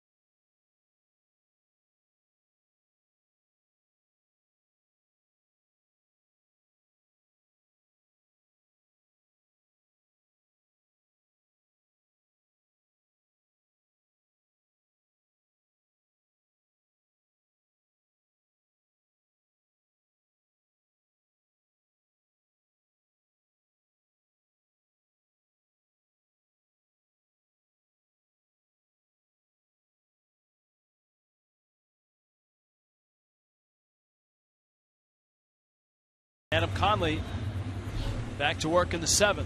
And we check in with Craig Minervini in his pursuit of a foul ball tonight. Well, I haven't gotten a foul ball yet, but Lily here did. And the funny thing was, and this is how it happened for most people, she wasn't expecting to get a foul ball. It's probably was it the last thing in your mind tonight? Definitely. I wasn't even, I just happened to look down for a minute at my phone, and then all of a sudden it hit me in the arm. Just landed on my lap. Meanwhile, we'll pay attention because in these seats, second row behind the dugout, especially with a lefty hitter, you got to watch. All right, so who hit D. Gordon, we think, hit it off his bat. Did anybody else see it? Because she had no idea what happened. Did you see it? No. Very, very observant group. You got to look at the game. That's a tip for tonight. Make sure you're watching. So what happened? Hit your arm? Yeah, well, I hit both my cousin and myself, and then I looked, and it was a ball. So you scrambled for the ball and left the cousin without a ball. Is that what happened? No, she actually handed it to me because she has another one too. You got one too? Yeah, I have one too. Somebody threw it to you? Yeah, someone up there. Well, there it is. But you got the real game ball. Major. Congratulations. First ever, right? Yeah, first. Okay. You really do have to pay attention to these seats over here, right? Yes. Okay. From here on out, we're paying attention now. Well, now, okay, good to hear, you guys. There you go. Souvenir, and didn't expect it. All right, Craig, you might want to sit there with them for a while and make sure they keep paying attention. Yes. Well, you have the glove, Craig. You can protect them. In these seats, you really should have a glove. It is, you guys have talked. In fact, Dan Jennings talked today about it. On the serious side is baseball addressing putting a netting. These are the kind of seats where if you turn your head or look at your phone, you got to be careful. Yeah, and even if you're not, I mean, you see players who, Craig, are 15, 20 feet in front of where you're sitting? Maximum. That's it. You see players get hit, and they have the reflexes of a professional athlete. And so someone sitting a row or two behind the dugout does not. And they have the netting, Rich, which wasn't common probably, 15, 20 years ago maybe. But now all these dugouts have that netting to protect you. So really it's their head sticking out, and if they could duck quick enough, and sometimes you can't. Look at Derek Dietrich, got hit with a bat the other day. Yeah, and you're right. The players have protection, but the fans don't. And as I've said, I'm a big fan of what they have in Japan with the netting that extends just like behind home plate down the lines. Conley's coming out. Dan Jennings making a Kendall Toyota call to the bullpen.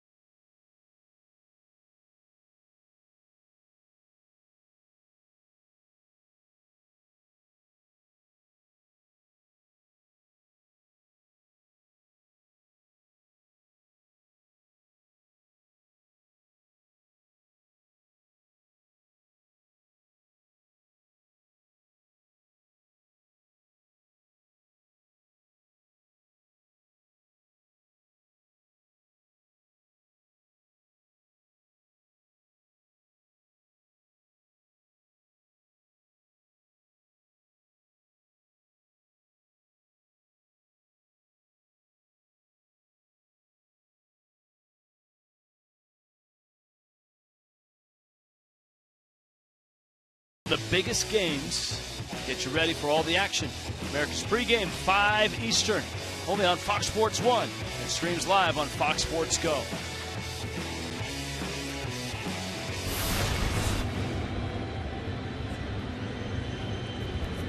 So Adam Conley, after getting an out and giving up a hit in the 6th, exits. Brian Morris comes in.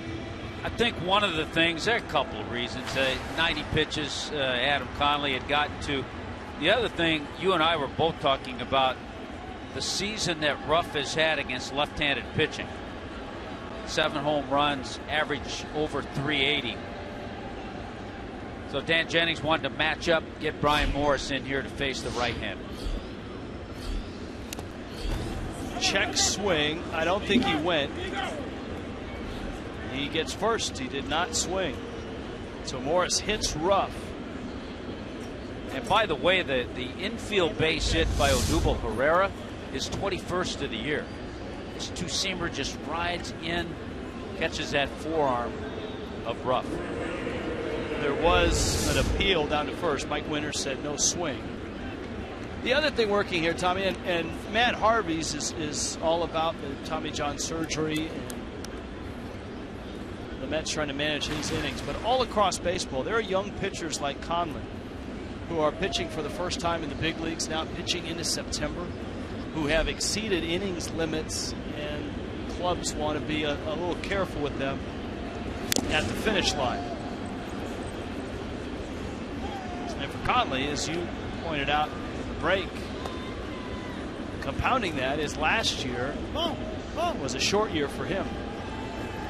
Yeah, he had elbow tendonitis, and he only threw 65 innings the entire year. Also had a strain of the triceps. So he's gone over 160 innings so far this year. That's good.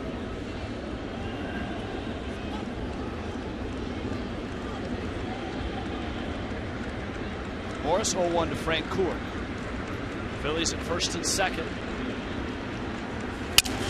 Busted bat and a foul ball.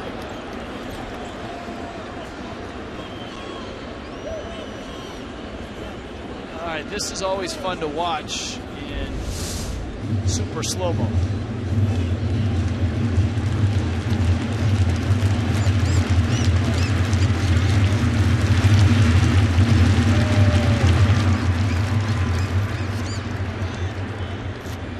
It's no fun for anybody, for umpires, for catchers, pitchers.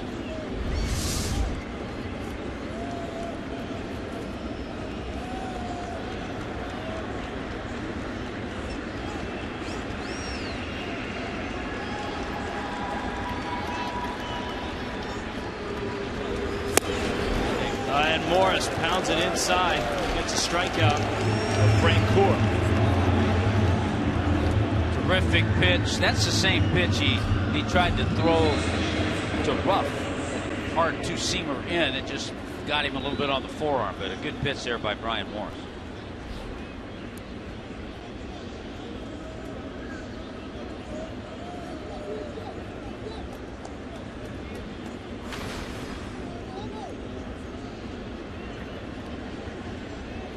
Now Darnell Sweeney.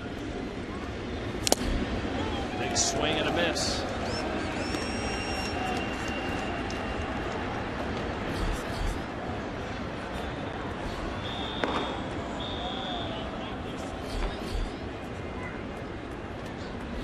Conley 6 innings, 3 hits, a run, a walk, and 8 punch-outs.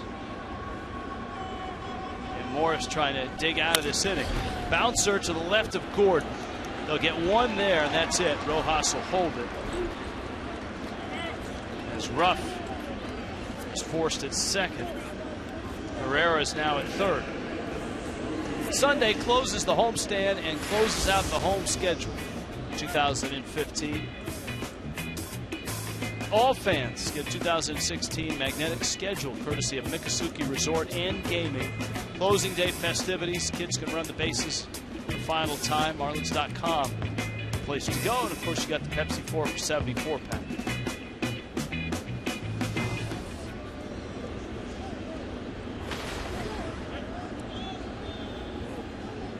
Here is Ruiz, who hit that double play ball back in the 5th.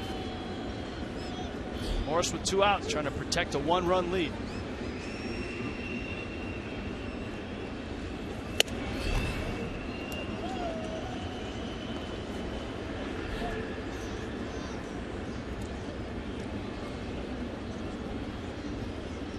Carlos Ruiz has been behind the plate for so many big moments in Phillies history. Right field, Ozuna, and Brian Morris does get out of trouble, and he does hang on to a 2-1 lead. 7th inning stretch. Nice effort tonight from Adam Conley with help from Brian Morris.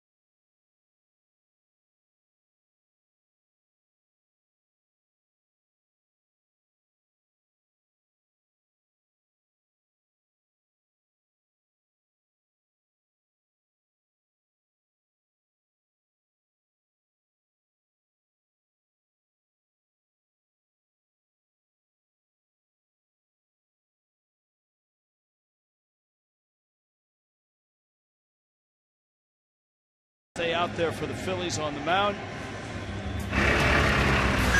Speaking of the mound, and tomorrow night, Alec Asher goes for the Phils, Jared Cozart for Miami. And it all starts at 6:30 with Marlins Live pregame. Craig Minervini and Jeff Conine. Craig, once again, tomorrow night will be displaying all the foul balls he's been able to acquire or trade for. I think those guys that had the big bags of balls, maybe Craig for a Fox Sports Florida Mike flag.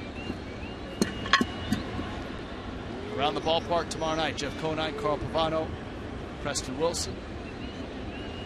Hey guys, Tommy will be in the booth. What's up, Craig? Well, I'll wait for the pitch here. I just got a text, believe it or not. Jeff Conine said, "We just got a foul ball in our suite." And he hasn't moved. So I guess there was a ball up your way, section or two lower, where Jeff sits during the game.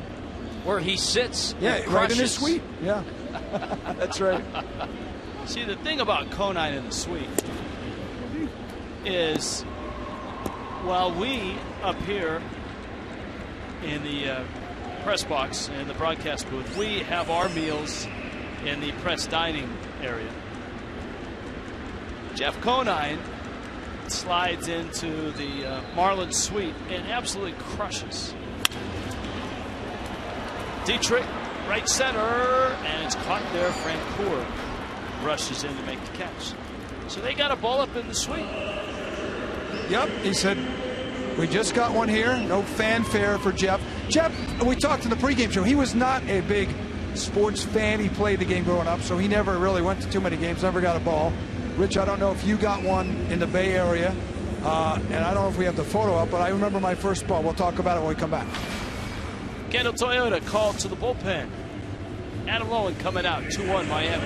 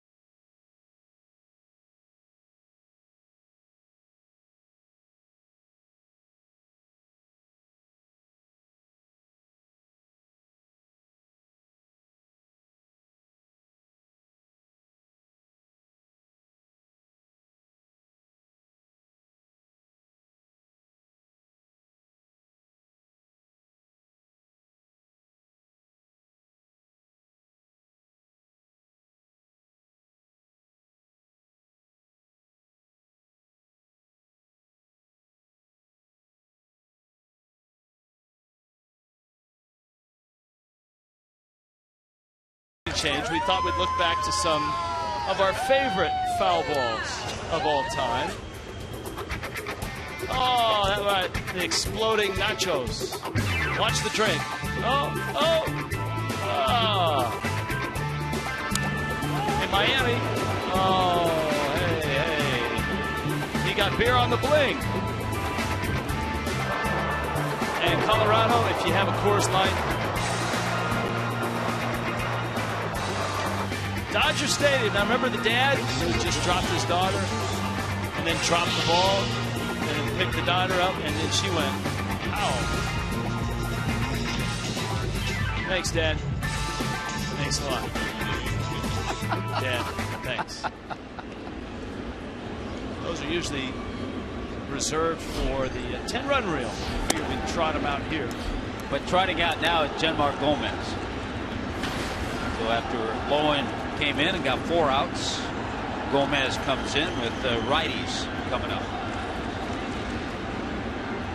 JT Realmuto and Miguel Rojas will be those righties.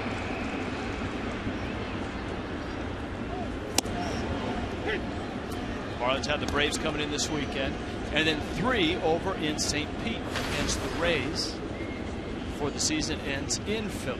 A pile of cheesesteaks. Cheesesteaks, Bull's Barbecue. We always go to Tony Luke's at the ballpark for cheesesteak. Chicky and Pete crab fries. Center field. That's well hit. Herrera is there. Wow. And makes the catch. Odubel Herrera raced back in a little more circus-style catch and made a great play to end that Cole Hamels no-hitter earlier this year. And he had a catch earlier in that game, a similar one where he ended up face first on the warning track. He's an infielder by trade. That was part of the whole gamble of the Rule 5 pick, was can we get this guy to play center field? And it's been somewhat of a... I would say it's been paying off. Yeah, it has.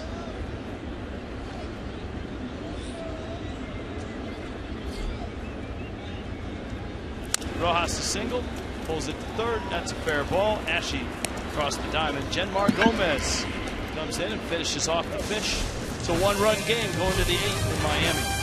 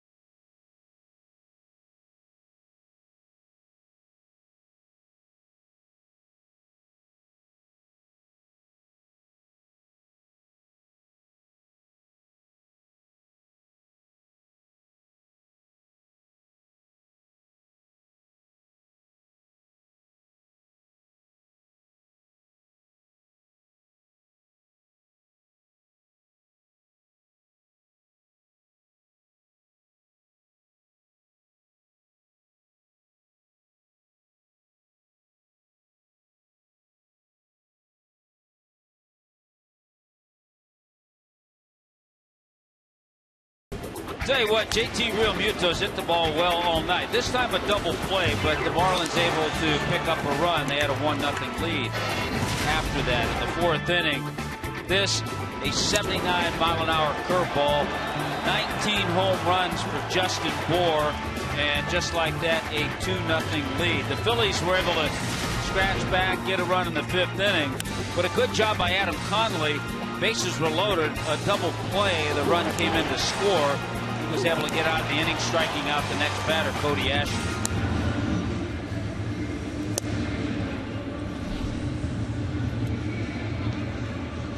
As the Marlins make this change, they'll bring Ichiro in the game. He ends up in left and will hit in the 9 spot. Mike Dunn comes in to pitch. Dunn now occupies Derek Dietrich's old spot, which was 6th in the order. Phillies will counter with a pinch hitter, Andres Blanco.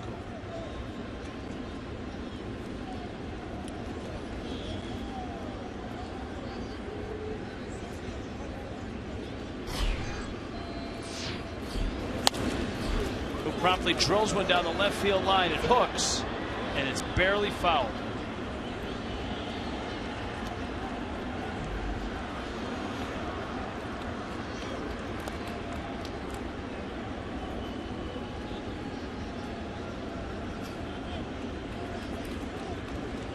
Blanco hitting the 8th spot. This was Cody Ashe's position.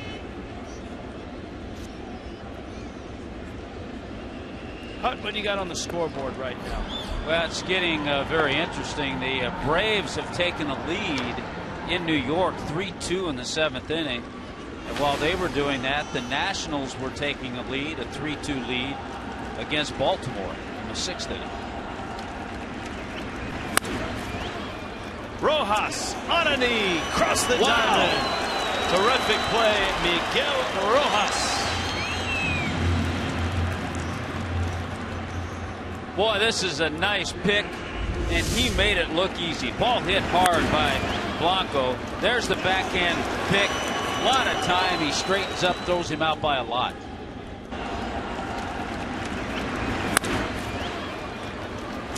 A lot of pressure out there to play short when you have Echeverria out there so often.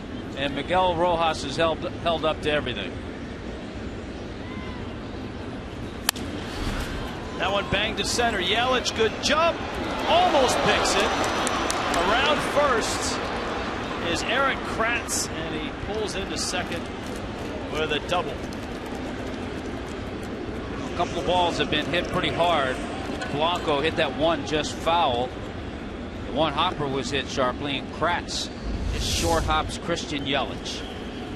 Just couldn't quite get there. Once you get to that point, then as an outfielder in a one-run game, you have to make sure you at least keep the ball in front of you. Don't let it get by.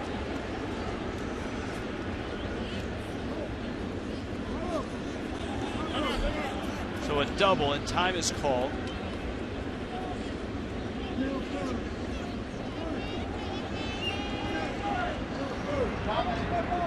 I'm not sure what the Marlins are doing I think they're trying to appeal to first base. Thinking that Kratz may have missed the bag when he ran by. Mike Dunn steps off, goes to first, and safe at first base. Let's see if he touches it. If he doesn't, it's an appealable play. Yeah, he got the corner. Got the corner with his heel. That's very close.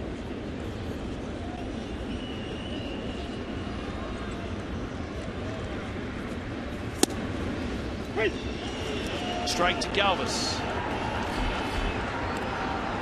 Barraclough's up, 8th inning here. 2-1 Miami. Not a lot of choices by Pete McCannon to pinch run. Gordon to first. Kratz is now at third. Part of that being Bogusevic and Brown, I'm sure he'd like to keep as hitters. Ryan Howard, we don't think is available. And that's about it.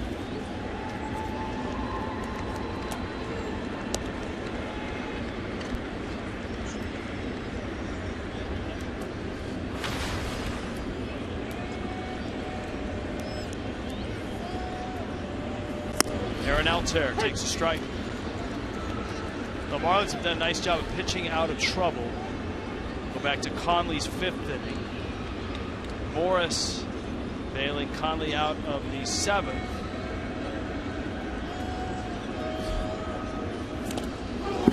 Swing and a miss. Ball gets by. Real Muto. Oh, collision. Dunn holds the ball. Is he out? He's out of the plate. How about that? Wow. Mike Dunn amazingly held the ball. We'll see if Kratz missed the plate his first pass through. The Phillies are going to look at it. Kratz isn't putting up a big argument, so I'm not so sure he touched the plate when he ran by. Pete McCannon is asking for a review. Well, this is not. This is some play by Mike Dunn, whether he's safe or out, for Dunn to hang on to it.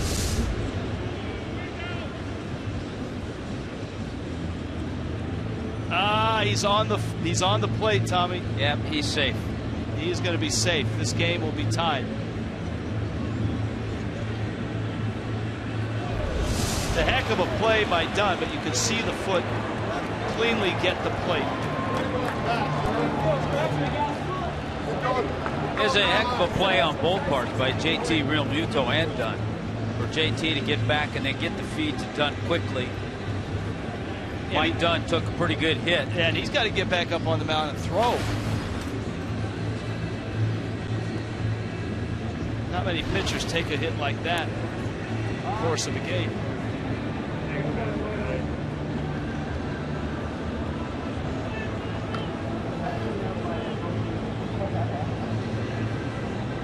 Here's a little different angle. The right foot gets on the plate, and then Dunn is able to get the tag up on the chest. But what a play. What great concentration.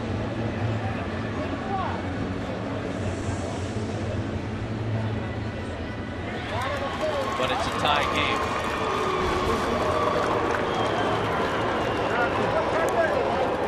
So the Phillies challenge, and that call is overturned. And this game is tied at 2-2. The count is 0-2 on Aaron Alter.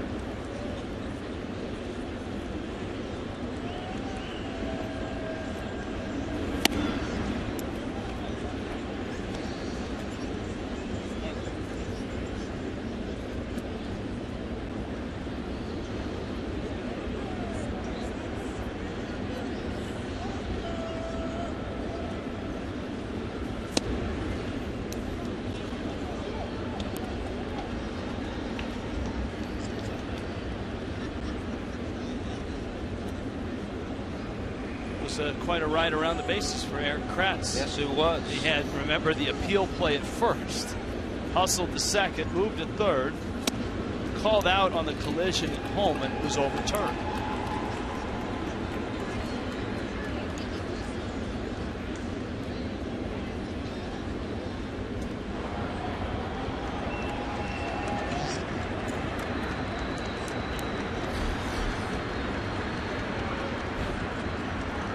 Right-hander in the pen is Luis Garcia. 3-2. That's hit well. Left field. Ichiro back, and he can't get it. Off the wall goes Ichiro. And Alter ends up at second base. Every ball this inning has been hit right on the screws. The sharp ground ball to Rojas, the double by Kratz, the one hopper that Galvis hit to second base, and now this ball over the head of Ichiro.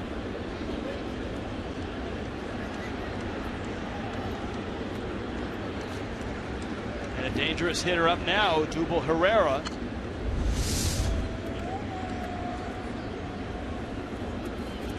You also have to wonder if Dunn is 100% after taking that shot at the plate. Sawed him off, little roller. Gordon gets the out, and the inning is over. But the damage done. The Phillies have tied the game. Headed to the bottom of the eighth. It's 2-2.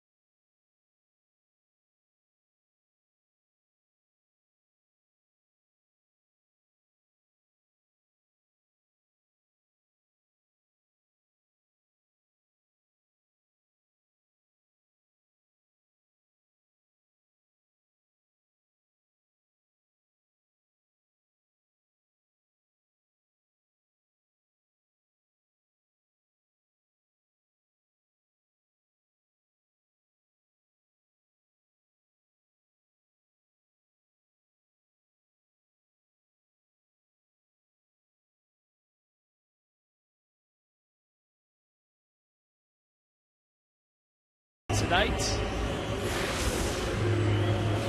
He's dropping for the first 5. The Phillies have won 8 of 9. It's amazing. The Phillies are on pace to lose 100 games, but they've dominated the Marlins. Now 9-5 against the Fish. Ichiro, who came into the double switch, leads it off. Blanco stays in. He's at third base. Ichiro fouls it at the plate. And it is Luis Garcia who comes in for Genmar Gomez.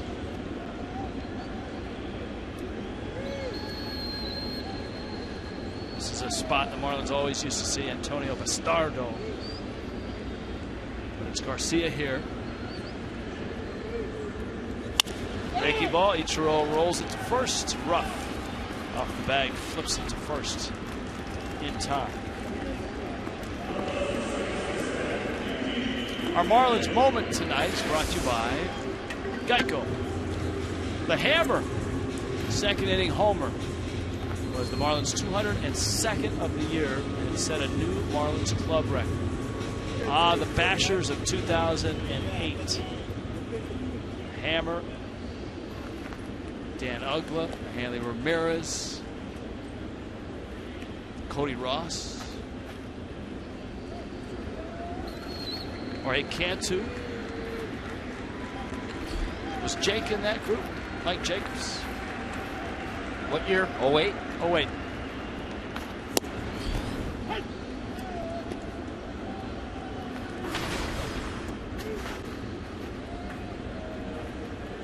Miggy, or was Miggy gone? 07, Miggy's last year. Miggy was gone, yeah. That was the first year without Miggy. He would have participated in that, though. Gladly. By the way, the Phillies, 94 losses with A.J. Ramos getting ready. That's the most they've had in a season since 2000 when they lost 97.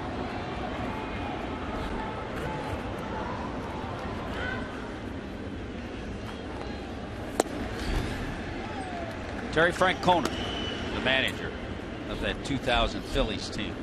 People forget that Terry Francona did not have a good run at all. And look at what he's done since the championships in Boston. He's done a terrific job this year with Cleveland.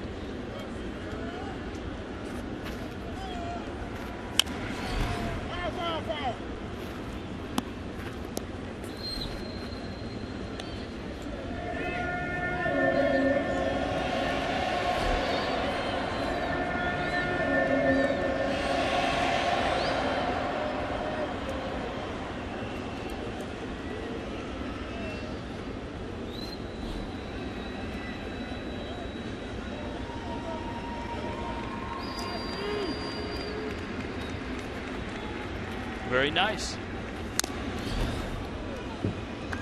Boy, good heat by Garcia, 98 miles an hour. Passing the souvenir around. Got to share. Look at the binoculars. He's got the Tommy Hunt binoculars going. Got to share. Oh, he threw it on the ground. Look out, Tommy. It's coming for you.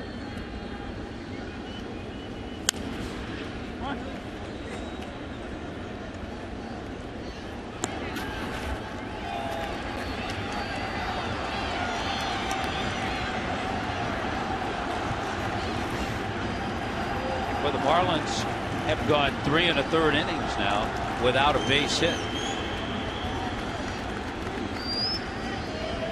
I have that 2008 team dialed up here, Tommy.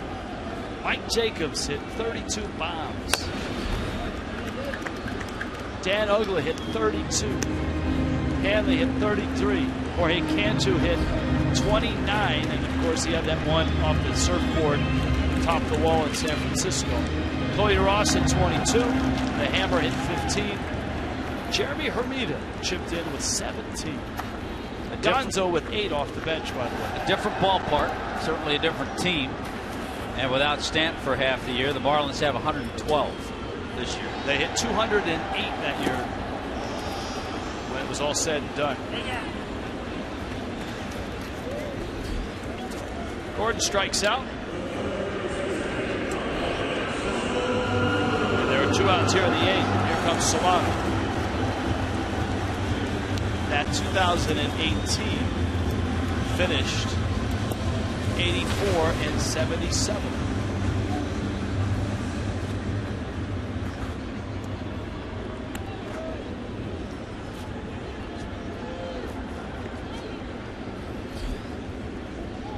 Marlins would win 87 games the next year in 09, and it's the last year in 09 over 500. 80 and 82 in 2010.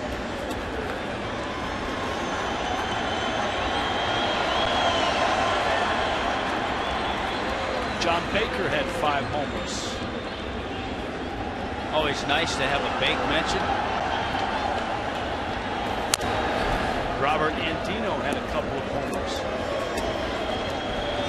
Any pitchers? Miami kid. Trying to see if any pitchers homered that year. And the Marlins got no homers from their pitching staff.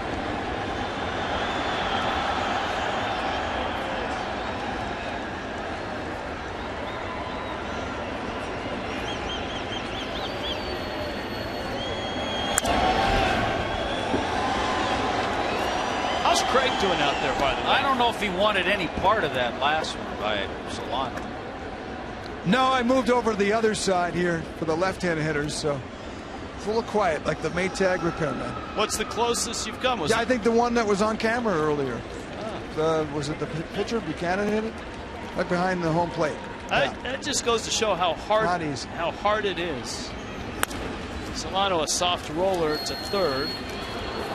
And in the dirt, it skips into the seats, and Solano ends up at second. And the Marlins have a nice opportunity here. Want to be a 2-base error. Remember, Blanco came in. Ashe's made some good plays over there, but Blanco pinch hit for Ashe. He stayed in the game at third base. Arm angle not where it should be. The ball short hops. Ruff can't pick it. And into the seat, so Solano gets the scoring position.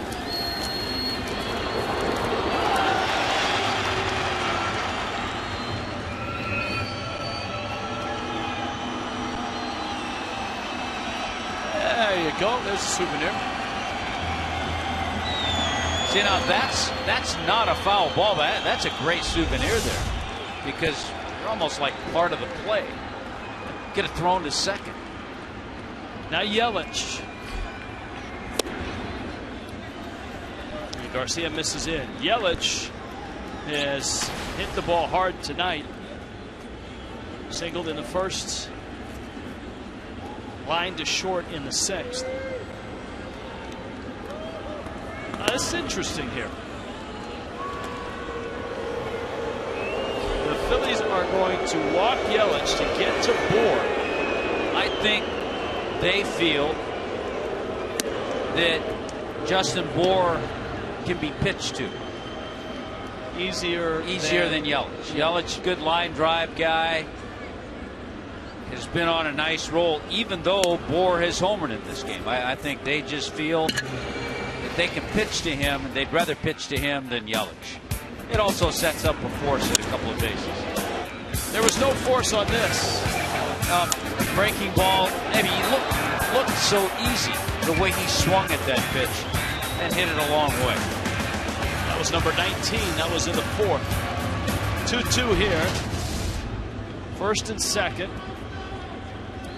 Bour line to center his last time up.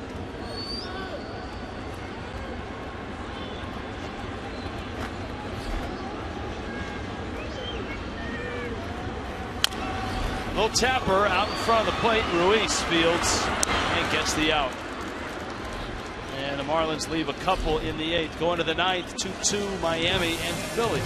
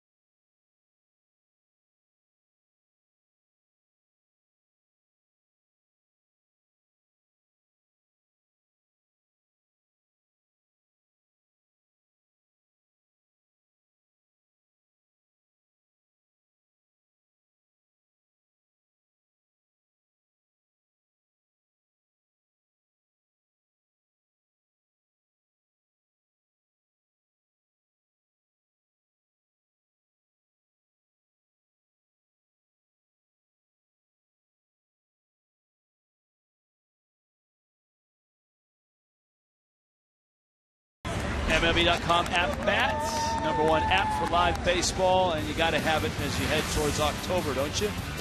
Up to the moment, any moment, in-game highlights, live look-ins, replay reviews, radio broadcasts, StatCast, pitch tracking widgets. MLB.com app bat for your smartphone or your tablet. They'll tie game at home. Most managers will bring their closer in, so A.J. Ramos comes in to work this 9th inning.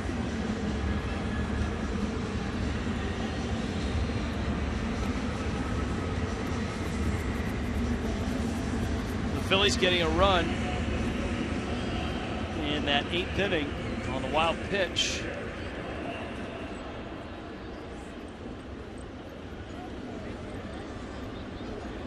Ramos gets rough. Francoeur and Sweeney.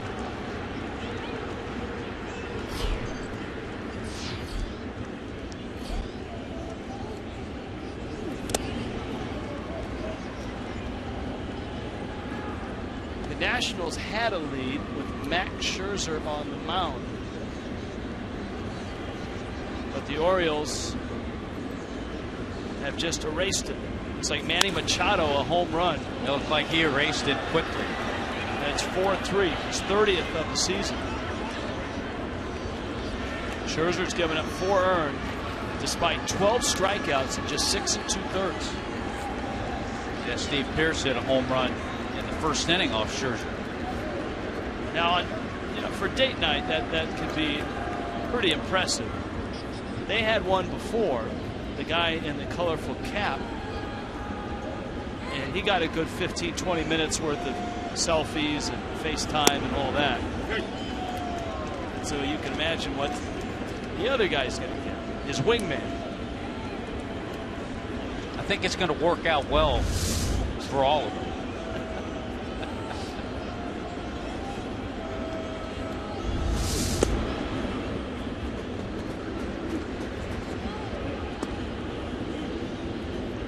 Balls, 2 strikes. So that'll put a damper on your night for a Washington National fan. Nationals at home trailing 4-3. The Mets have just tied the game against Atlanta 3-3.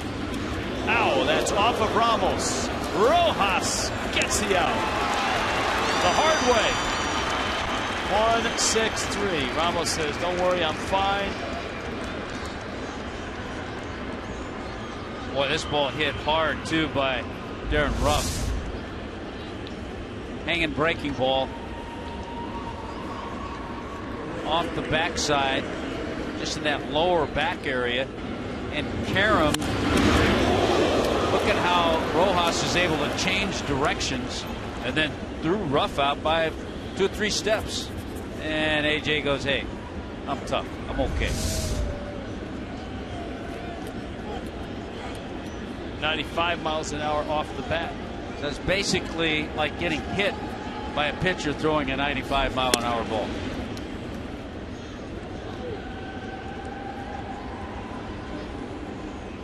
Rojas continues to play well in Echeverria's absence. So much so that if Echeverria does come back on Friday, it would not be a big surprise to see Rojas at third base. Would not be surprised at all.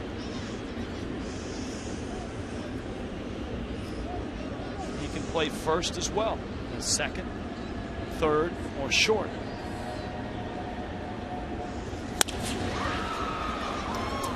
Rojas. And there are 2 outs. Francoeur bounces out. Darnell Sweeney is the hitter.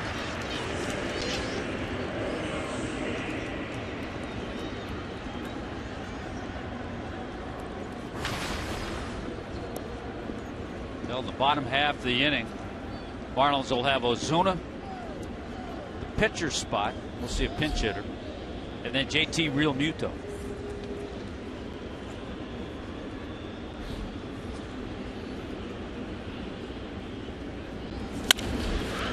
Sweeney gets into that one. Yelich closing, makes the catch. Christian Yelich in center runs it down. 1, 2, 3 for AJ.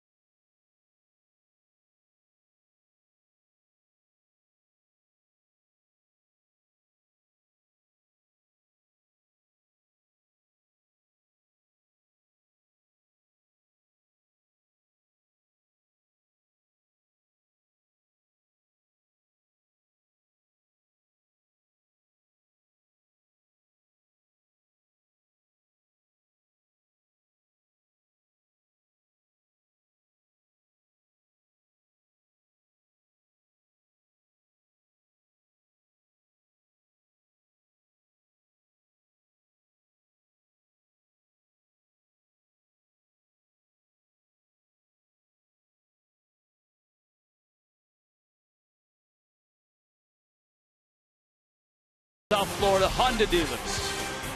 And by Kubota for more information. Or to find a participating dealer, go to FloridaKubotaDealers.com.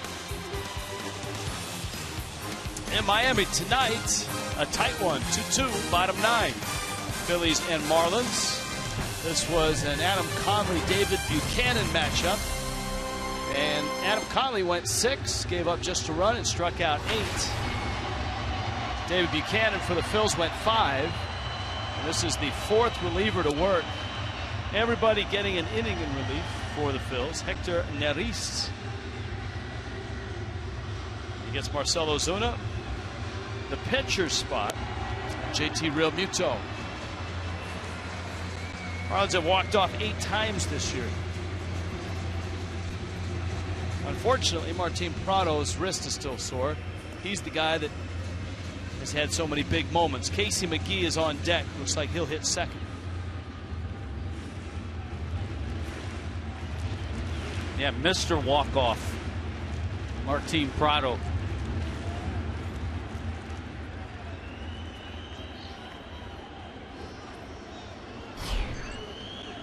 Ozuna has singled, lined out, bounced out. Neris.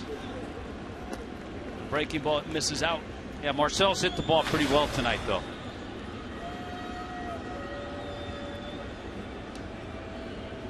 Last night, a 1-for-4 night. That one goes all the way to the screen. Kyle Barraclough is next up if Miami needs him. If Miami needs the car wash activated, which is that post-game celebration of water and seeds and gum and whatever, that is ready. Jose in charge. You gotta like it, Tommy. That celebration is a very green celebration. You can recycle the buns. A little different than the Washington Nationals and the chocolate syrup. Though they did get some ginormous cases of Hershey's syrup once the Hershey's folks saw their celebration. Jam shot. And on a 3-1 pitch, Ozuna pops out.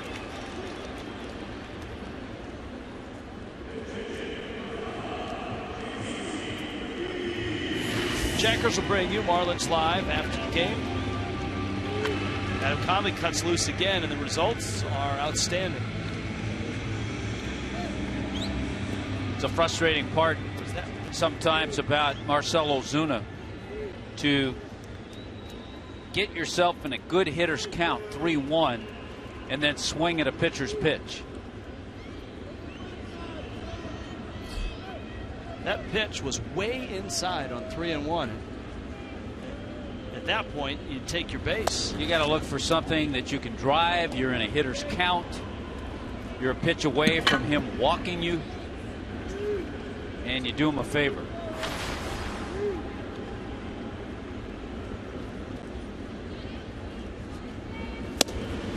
McGee takes a letter high fastball.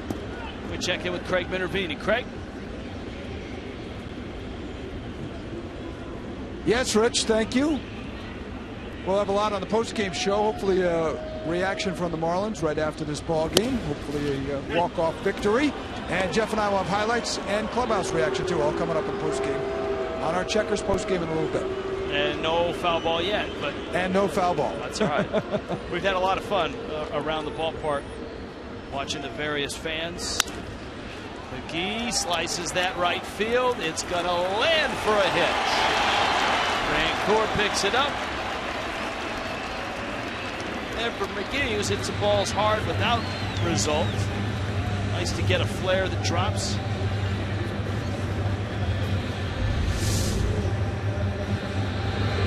Slider away, gets it on the end of the bat. If he hit it solidly, he probably would have driven it to Francoeur. He'll take the hit. The Marlins will use the pinch runner, Cole Gillespie.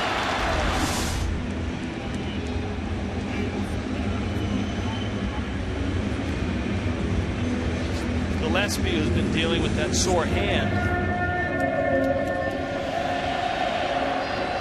adds some speed at first. Now Real Muto, and you got Rojas behind him.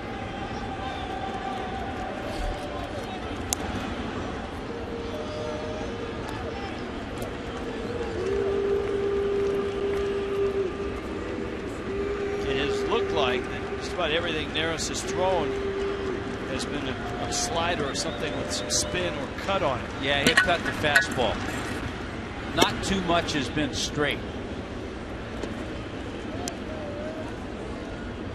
Thinking maybe hit and run. They pitched out.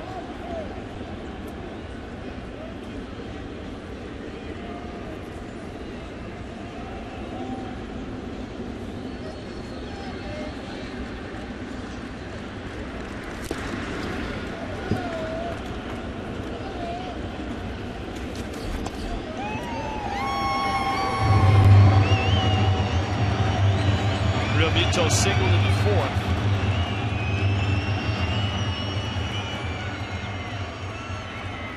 One out. Bottom 9, 2-2. Gillespie's running. Pitch is taken. And he is out. Catch and tag by Galvis. And that was extraordinary by the Phil's shortstop. Not a lot of straight steals by Cole Gillespie. It's a great pick by Galvis. What a nice play. And the pick and tag as Gillespie came in with a slide. Not sure if it was a straight steal or possibly a missed sign on a hit and run.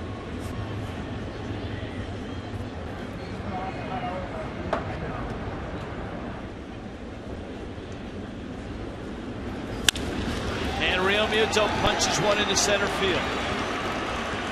That for a 2-out single.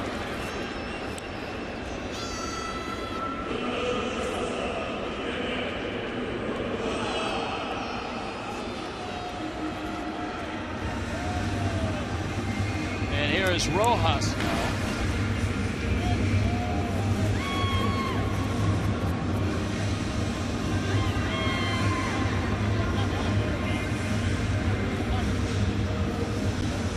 Visit from Ruiz and Galvis. Rojas 1 for 3. Muto runs pretty well.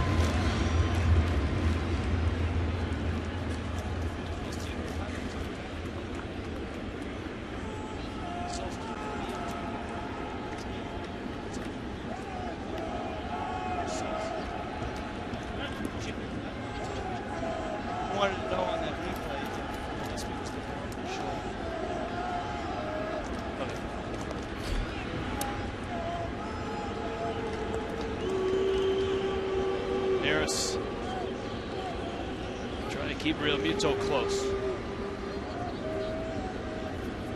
Ichiro is on deck. Remember, he came into that 9 spot in a double switch.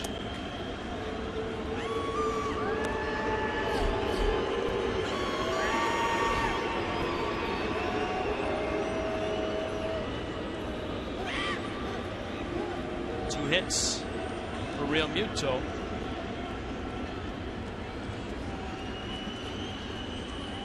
Outfield very, very deep. Yeah, they're trying to cut off anything. Play deep, no doubles. If you cut it off, you try to prevent the runner at first from scoring. Do you buy into that, especially in this ballpark? I'm not sure in this ballpark because it's such a big ballpark. Here in Coors Field, because it opens up a lot of room to extend the inning. A lot of room to get a base hit. Rojas did not like the call, and he has good reason. It's been a Carlos Torres has not had a good game behind the plate tonight. Yeah, balls and strikes has been a rough ride on both sides. Ruiz picks it. 1-2 the count.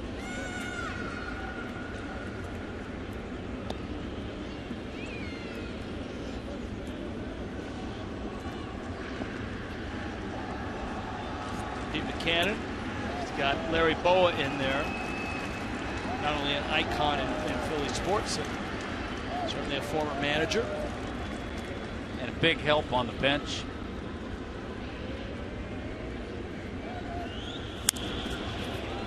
Nice job by Rojas to stay alive.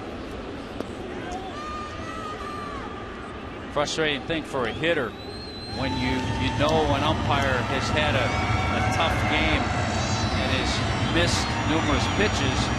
When you get 2 strikes, you've got to really try to chase anything that's close.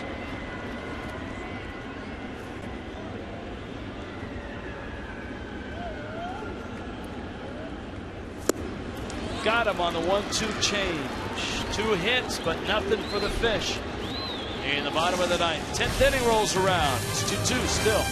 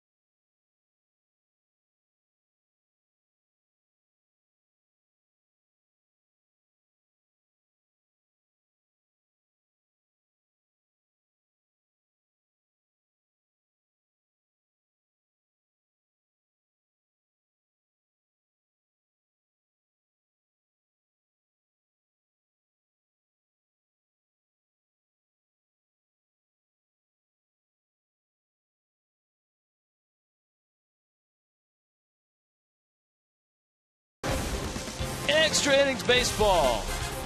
Brought to you by Jack Link's Beef Jerky. All season long. Feed your wild side.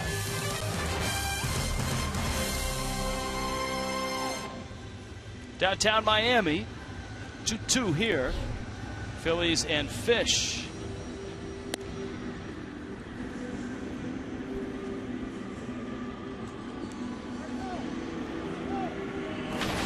Kyle Barraclough is the next up. Boy, the Atlanta Braves have just taken a 6-3 lead over the Mets. Big home run from Freddie Freeman. Freddie Freeman didn't even start the game. He had a pinch hit double. Now, big home run, a 3-run home run. He's 2 for 2 with 5 RBIs, and he didn't even start the game. Carlos Ruiz will start the 10th. Andres Blanco. Then the pitcher spot. Barraclough misses in with a fastball. Ruiz is 0 for 3. Phil's got their second run on a wild pitch in the 8th against Mike Dunn. Scored their first run on a double play ball in the 5th inning.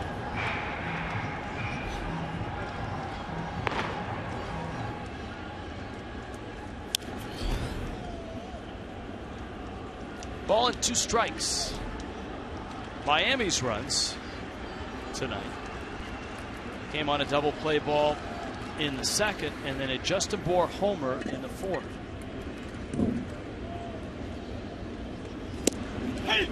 That would be strike 3 called. Boy, that is unhittable. After the fastballs that Barraclough has, then he drops that breaking ball. Look at this slider. Ruiz buckles, and it's right there. Just a perfect pitch.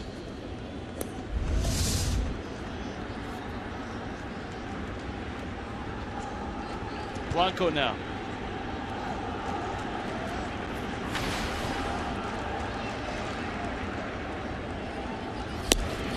And Barraclough misses out. So the Nationals are 6.5 behind the Mets. The door is open, it would seem, Atlanta up 6-3 in the 9th in New York. However, remember, Max Scherzer gave up that 2-run homer about 20 minutes ago. Baltimore has a 4-3 lead in D.C. Speaking of leads, the Blue Jays a 4-0 lead over the Yankees in the 8th. That race has the Yankees 2.5 behind Toronto. So that would be a very large win for the Blue Jays. Toronto got a big home run from one of their emotional leaders, Russell Martin. Russell the Muscle.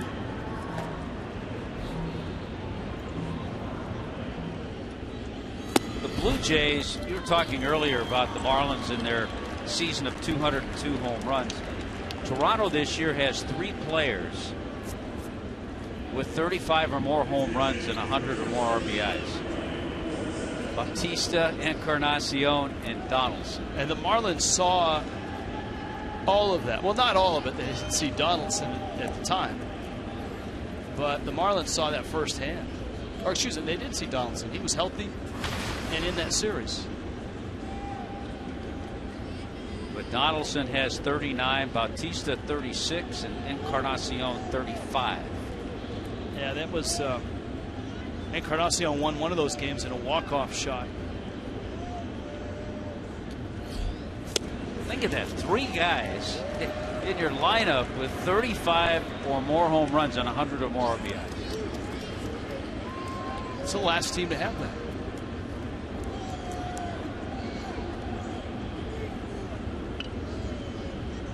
Good question.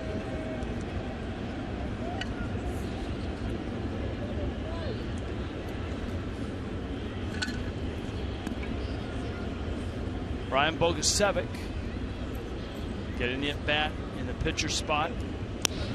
Barraclough chases Blanco back.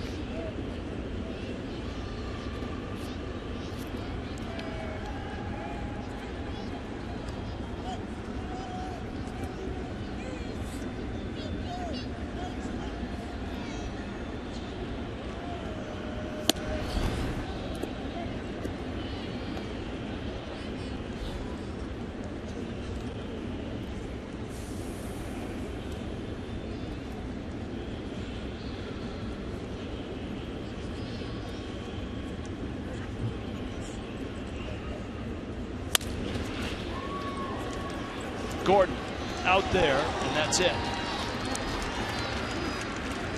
That's a heads-up play by D. Gordon to not only get to that ball, but to then make the pick and get the lead runner. He knows he's not going to get a double play at that point, but he also knows as he plants his feet, there's the footwork and gets the lead runner. Nicely done. Now Galvis.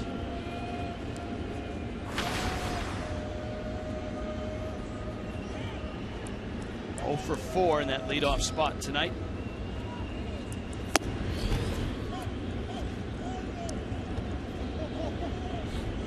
Other games that are important to the postseason picture. Pittsburgh 5-1 over Colorado in the 4th. And the Cubs are losing to Milwaukee 3-0 in the 7th. Runner goes, swing and a miss. Realmuto's throw is not in time, despite the efforts of Rojas to catch and tag. Not easy for Realmuto either because of the swing and miss by Galvis. Now, left-handed hitter up there, it's always tougher. He's got to shift, move, get out and make that throw. And Bogusevic beat it. That was a huge jump. The Cubs are 2 games behind Pittsburgh in that wild card spot. Pittsburgh #1, Chicago #2. So if it ended tonight, Pittsburgh would host that wild card game for the 3rd consecutive year, actually. The Cubs have played so well, it almost feels like they've got momentum headed towards these last 11 or 12 games. 1-2 pitch. Galvis takes it out. The Angels beat Houston. That was a wild game. We watched that one this afternoon. Yeah, it was. David Freese with a big RBI double, a 2-run double. That was the difference. 6-5 Angels. But Houston Street saving that game has 40 saves. The importance of that win. The Angels are trying to chase down Houston, and they're now a game and a half back in the wild card. That opens the door for Minnesota, who can pull within a game if they beat Cleveland tonight. Minnesota's 4-0 over the Indians, bottom 5.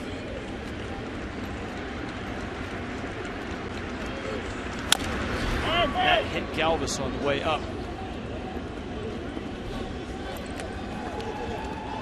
Meanwhile, Texas, who has a 2-game lead in the West over Houston, is on the road and just about to start in Oakland tonight. And they obviously know that Houston has lost, so they can stretch that to a 3-game lead. Into left, that's a base hit. Charging is Ichiro, round third, Bogasevic, and he's gonna score. And the Phillies, that's out at second. Nice catch and tag by Gordon. Phillies will probably take a look at it. They do have a challenge remaining. Heck of an at bat by Freddie Galvis.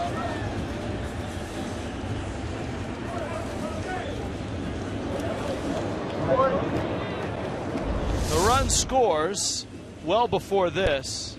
Oh, he's out. Yeah, he got him right on the elbow. That's a great call by Mike Malinsky, the second base umpire, because it was bang bang, and it didn't. It looked a lot closer than that.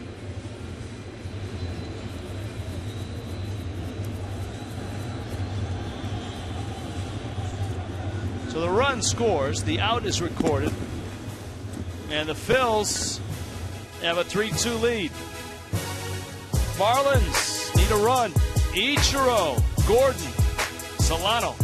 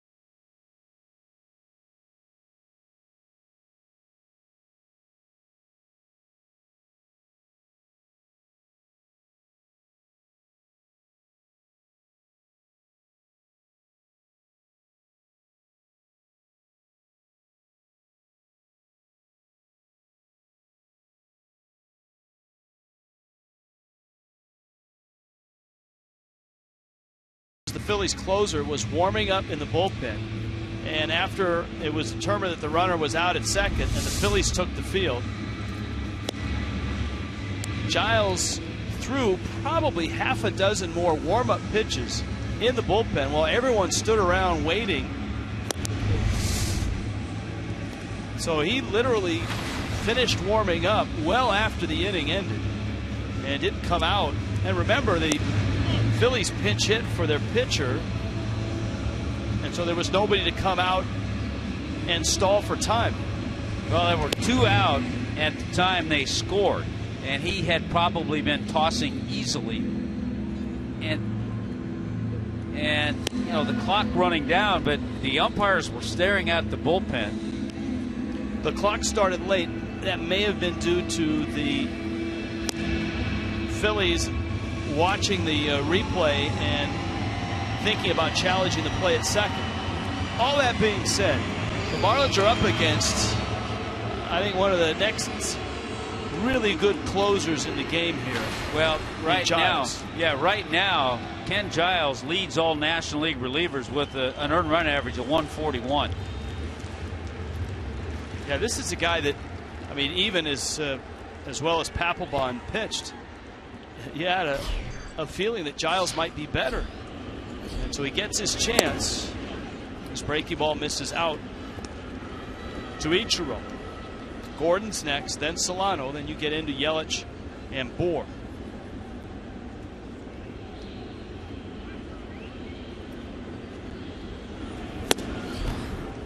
Fastball is up and out. It's 2-0. So there's a couple questions. Huh? Was Giles fully warm? Maybe not. In the pen.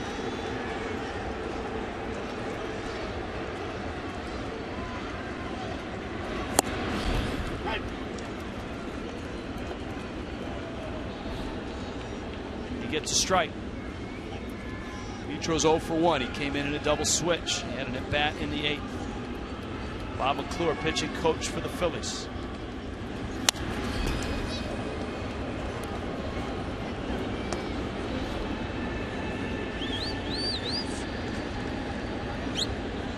We've seen Ichiro, especially the last month or so, a little tougher time with guys who throw as hard as Giles.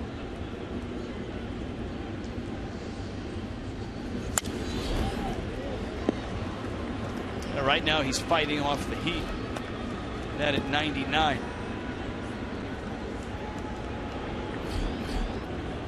Ryan Ellington, in case Miami were to tie it.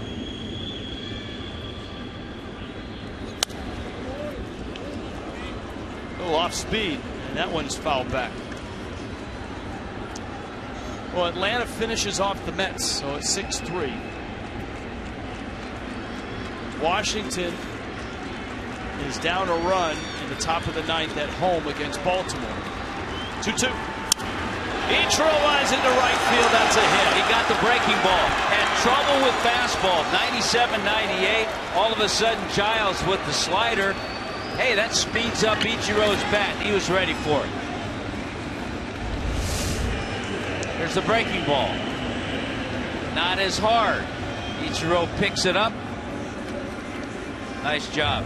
86 miles an hour, and that's off a fastball that was topping out at 99. A 7-pitch at bat, speed at first, and here is Gordon.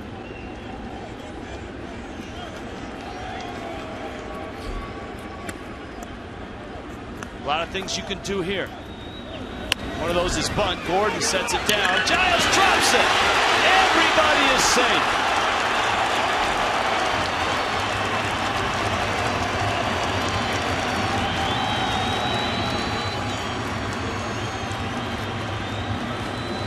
I'm guessing it'll be a sacrifice and then an error charge to Giles. But a job well done. In the right spot, off the heel of the glove. I'll tell you what, he'd had a hard time throwing D. Gordon out anyway.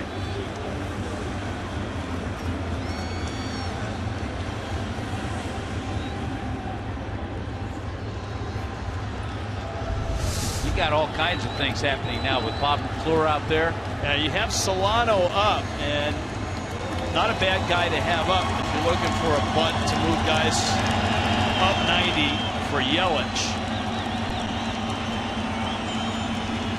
Solano is 0 for 4.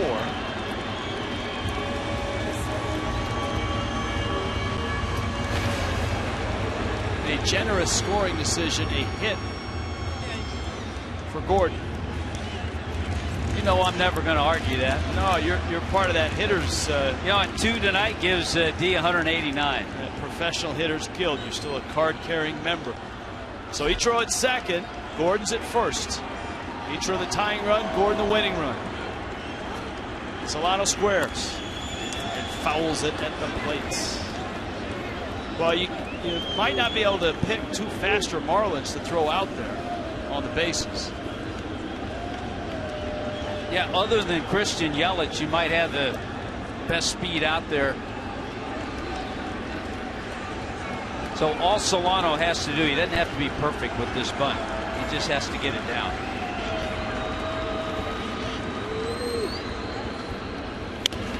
Gets it down. Ruiz slips, throws, hits into left field. And Ichiro will score. The game is tied.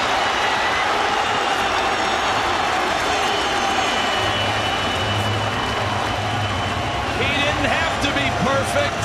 He got it down. It's all he had to do. You put the pressure on the other team when you do that. Ruiz slipped a little bit. I don't know if he makes that play, if he rethinks it, because of the speed that is out there. There's that foot gives way. I don't think he gets him. It's a sacrifice, an error to Ruiz, and the Marlins looking good. Now Yelich with a chance to win it. Nobody out. So you've got Yelich and then you've got Bohr. Yelich is not an easy guy to double up. Outfield is towards left center. There's a huge gap in right center. Remember, Giles is upper 90 with the fastball. Breaking ball. He is throwing as if he was not ready.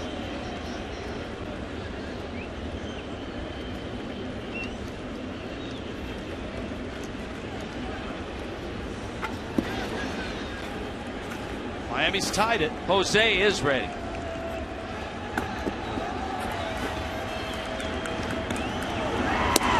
And pitches out to Yelich, and it's 2-0.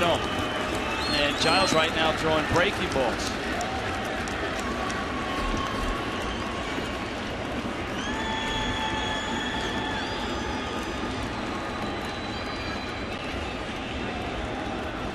See what he gets. 2-0. Fastball, fly ball, left and not deep. Altair is there and he makes the catch, and everybody holds.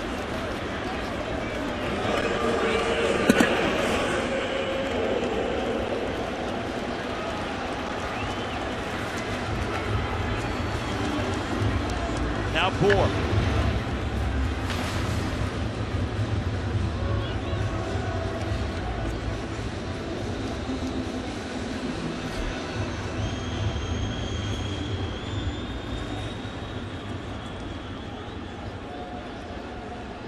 Couple of walk-off hits for Bohr.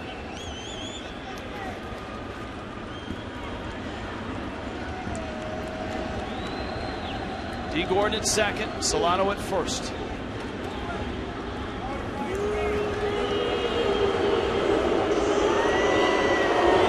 Remember, against the Giants, 3-run homer to walk it off.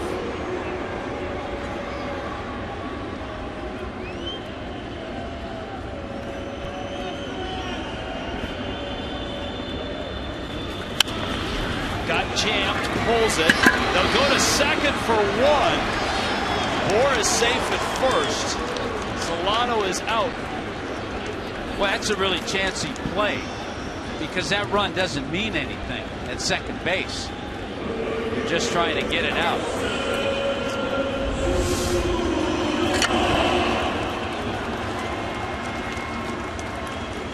Because there's not a chance for a double play.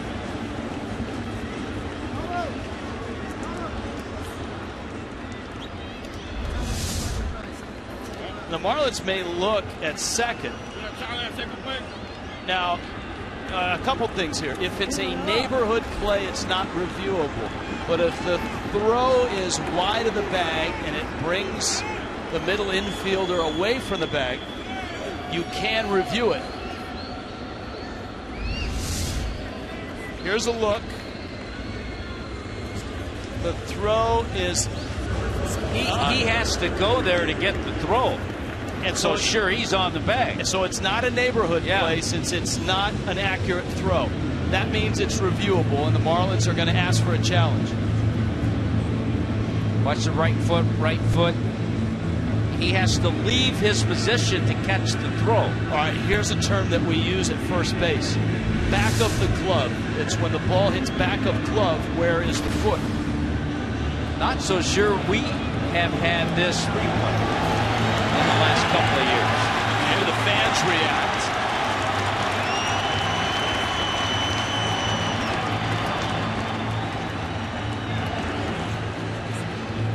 Here's another look.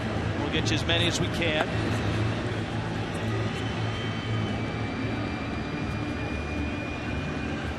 That's hard to tell there.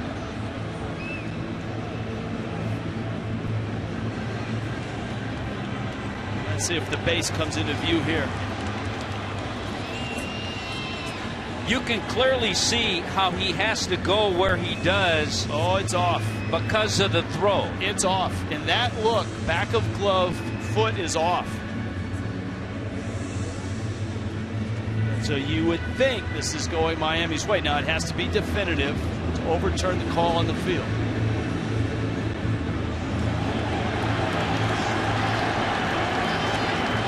Fans are reacting to that last shot that you just saw at home.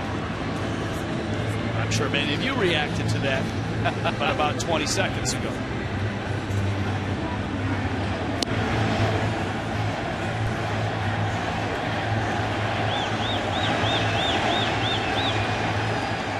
It's a huge call. It is. It's a huge call.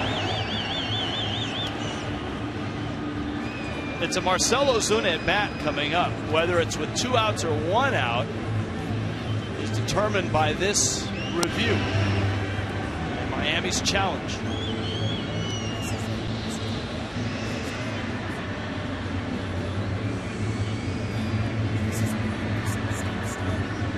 Oh, wow.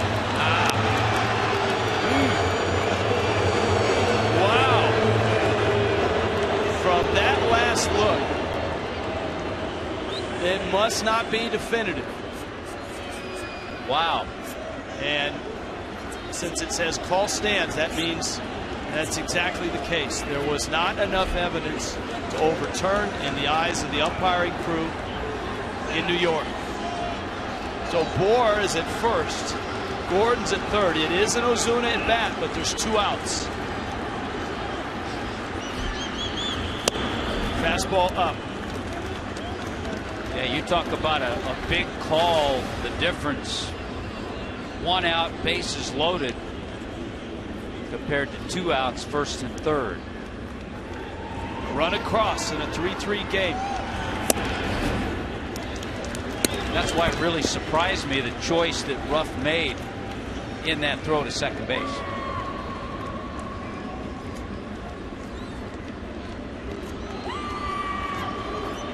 Let's see what he gets 2-0. Look how far out Ruiz is. And he hit the glove right on the outside part.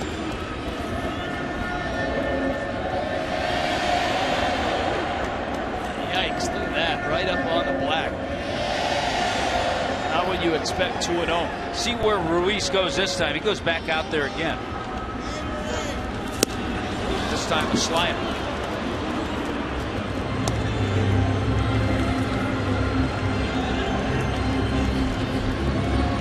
Talise.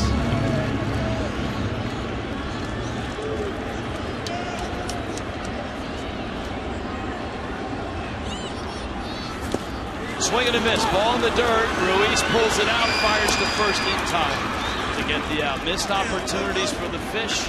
They do get a run, and this game heads to the 11th.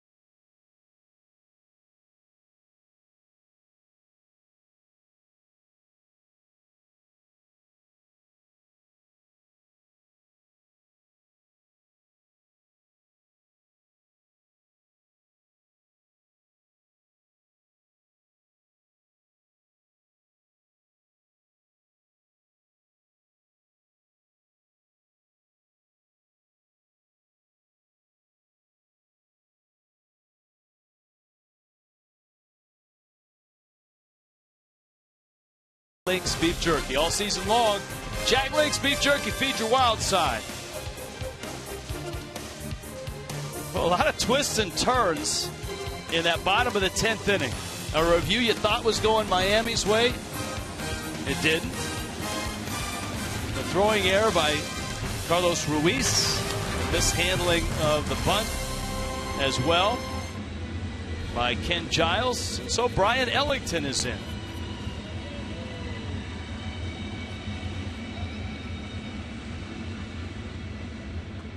As well, I mean, that last pitch,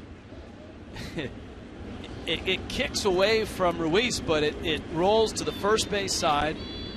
You had the winning run 90 feet away. If it gets away any further, everyone's going home. Instead, Aaron Altair's at the plate, and Ellington sends him a fastball that's up. And it's 1-0. Well, the Phillies have made 3 errors. The Marlins have scored 3 runs, just 1 earned run. The Phillies should be happy they're still in this game. Oh, wow. Wicked hop. And Solano got the glove up and made the play.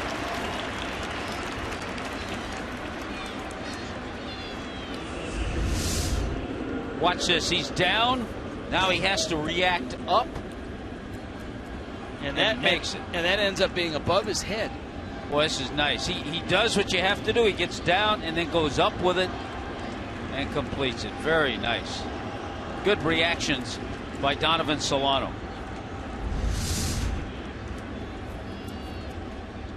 So an out here in the 11th. And here is Odubel Herrera.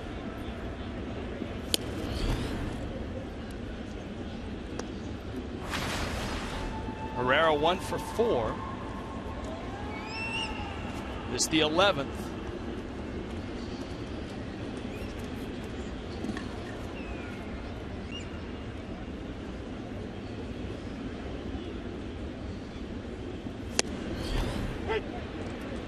And a strike now. Philadelphia's bullpen. Jerome Williams. Dalier Hinosa.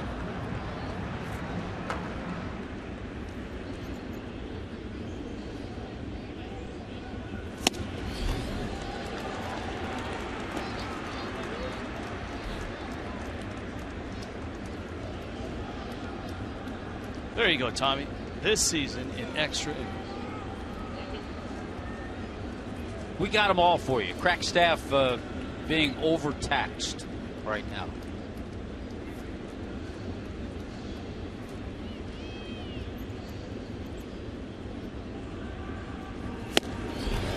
Fastball elevated at 99, and Herrera can't catch up to that. That's what's impressive with Bearclaw and Ellington. Fastball in that area. You know, if we go any more extra innings, we can have Chuck back on again. The Marlins pitching coach, Chuck Hernandez, in the 3rd inning.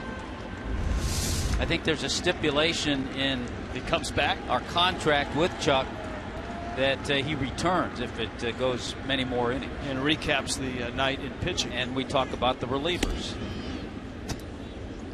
Darren Ruff takes out.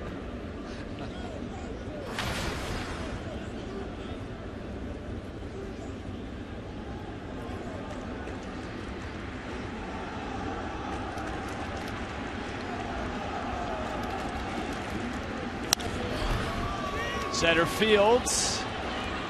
Gordon pointing and calling, and D. Gordon with a nifty catch over the shoulder. Smiles all around. That's some slick work. What range by Flash Jr.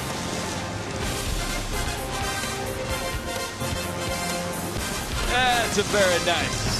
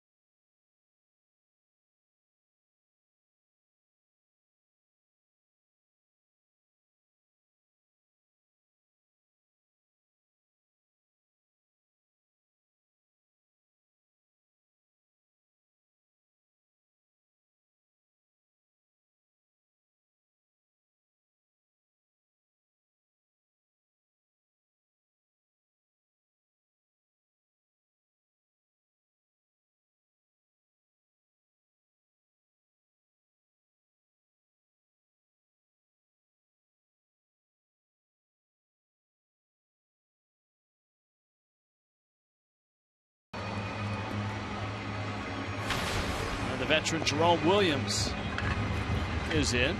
He'll face Tomas Talis, who will pinch hit. This is now the pitcher spot and has been for about 4 or 5 innings. You've seen Casey McGee, Cole Gillespie appear here. It was originally Derek Dietrich's spot in the lineup.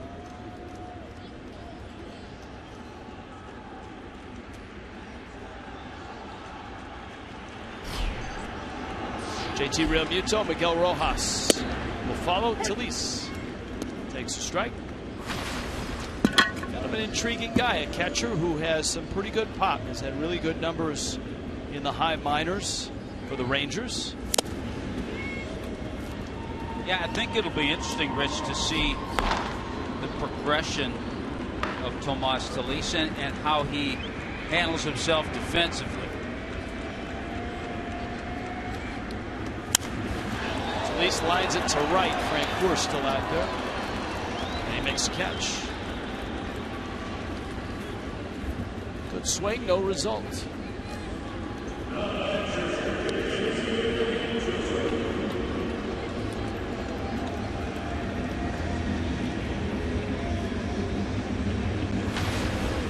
There's JT Realmuto. They are still in the top of the 9th in Washington, D.C. Baltimore has a 4-3 lead over the Nationals. Jonathan Papelbon, just in watching that out of the corner of my eye, hit a Oriole. I think it was Machado. Bench is cleared. Papelbon, I think, was ejected. Look at it. Even Billy was surprised by that.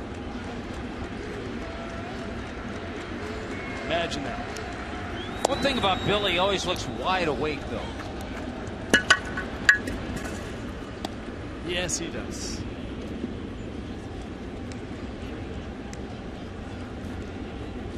Of course, Billy got his big break on film, the bedroom scene in that 4-letter network promo. That's deep center.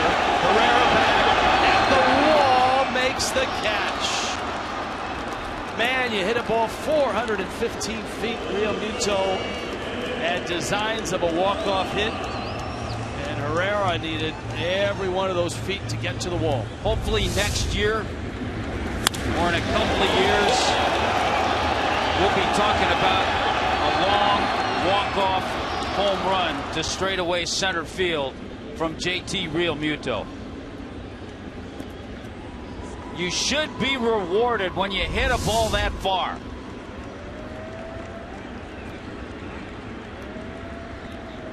Rojas. Slider for a strike.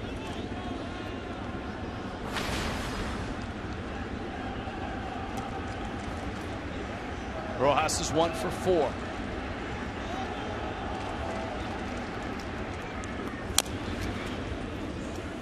And he yanks that one foul. Cubs are still trailing 3-1 to Milwaukee. The Pirates are still leading 7-2 over Colorado. It's top 5 in Colorado, bottom 8 at Wrigley. If the Cubs lose and the Pirates win, the Cubs fall 3 back of the Pirates for home field advantage in that wild card game.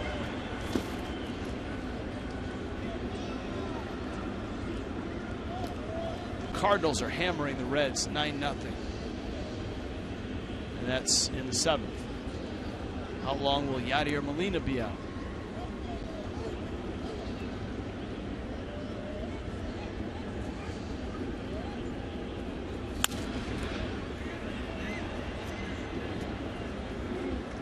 Certainly the Cards will miss him. The hope for the Cardinals is that the torn ligament, which is not completely torn, heals quickly. How about in that Cardinal game, Matt Carpenter with 2 home runs. That's 26 this year. Randall Grichuk got himself a home run. 17.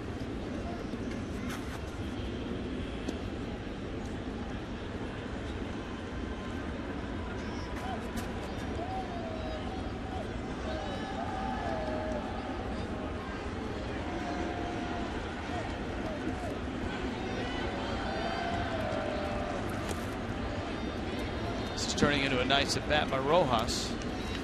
The Dodger game just getting underway in L.A. It was supposed to be Zach Greinke starting for L.A., but a calf issue is holding him back for this start tonight.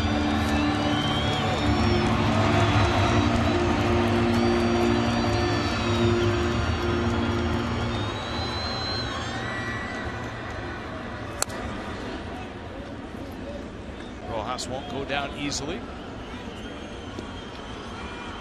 And the Braves beat the Mets 6-3. Freddie Freeman homer late. Difference. Toronto shut out the Yankees 4-0. Their lead in the East is stretched to 3.5 games. When do you think Tulowitzki's back? I did read he's not back for the regular season. So obviously they're hoping postseason.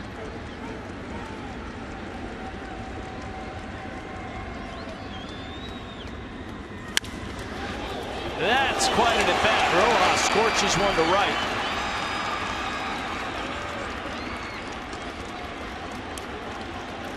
Boy, it just continues. Second base hit tonight. And you're right. It's always great to see a guy get a base hit when he puts together an at-bat such as Rojas. He had a 10-pitch at-bat in the 4th inning. This a 9-pitch at-bat. Second hit for Rojas. Here is Ichiro's 1 for 2. Outfield very deep. For Ichiro, very deep. Francoeur in right, Herrera in center. Altair not too deep in lefts. Ichiro will flare balls out there a lot. If Ichiro were able to pull one, get a pitch in, guess a little bit, look, a lot of room down that right field corner. We've seen him do that on occasion. Francoeur has as strong an arm as you'll find out there.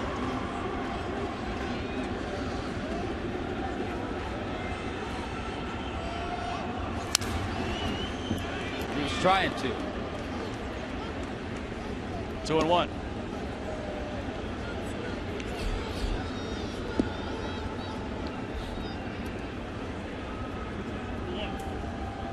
And that's final, Rich, in Washington. The Orioles beat the Nationals 4-3. Well, another missed opportunity for the Nationals.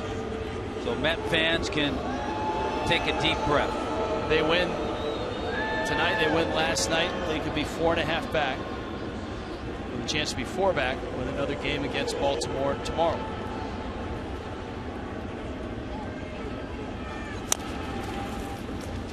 That's a foul ball.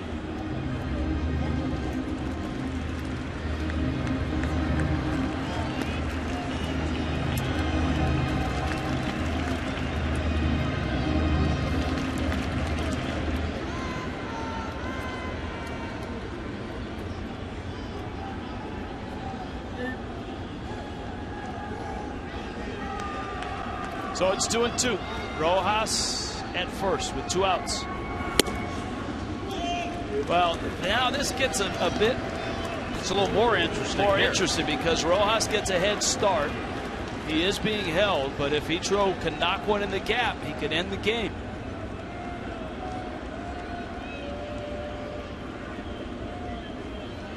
Rojas on his way. 3-2 to Ichiro.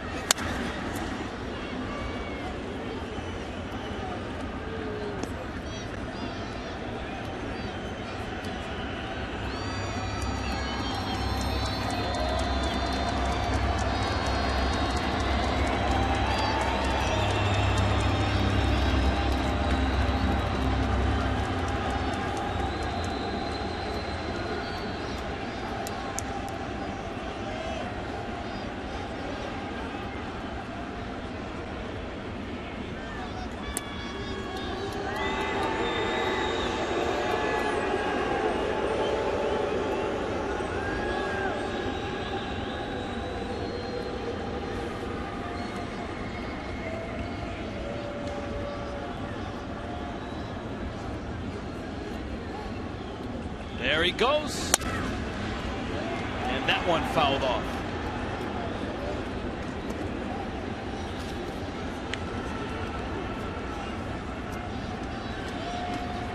Two outs. Bottom 11. 3-3. 8th pitch coming. Boy, the last two hitters between Rojas and Ichiro, they've made Williams work.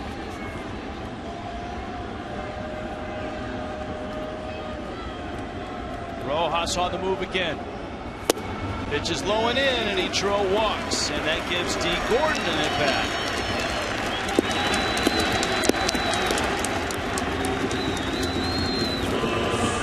Two really nice at-bats, Rojas and Ichiro. And now Gordon has a couple of hits.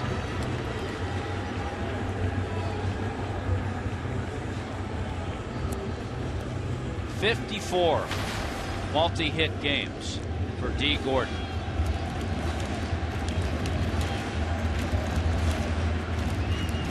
It's amazing. In Major League Baseball, there are now 4 players with 54 multi-hit games. Ian Kinsler at 58 leads. Yoenis Cespedes at 55. And then Gordon is joined by Josh Donaldson, Xander Bogaerts, Mr. Altuve in Houston.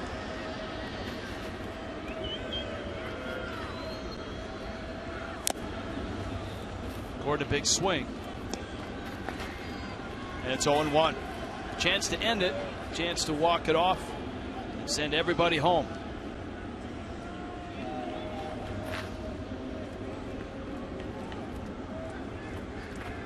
In 2012, his last walk-off hit. Gordon drives it right field and deep. Back goes Francoeur.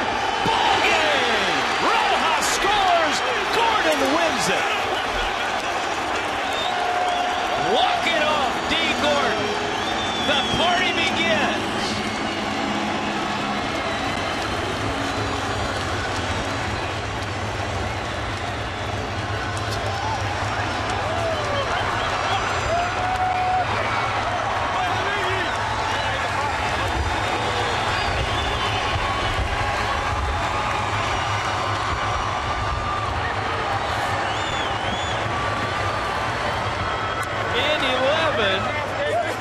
Great at-bats by Rojas and Ichiro. Don't dash me no more, please. And Gordon drills one over the head of Jeff Francoeur. And Rich, that base hit for D. Gordon is 3rd of the night. Number 190th on the season. Yeah, D, you got 10 more to go. Beautiful.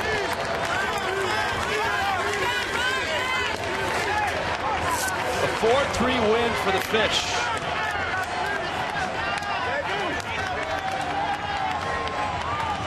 And Miami wins it. Took a while, a lot of twists and turns until the very end. 3rd hit of the night for D. Gordon, who joins us now. D, did you make it through the celebration? You got beat up pretty good down there. Yeah, I made it. Guys were good.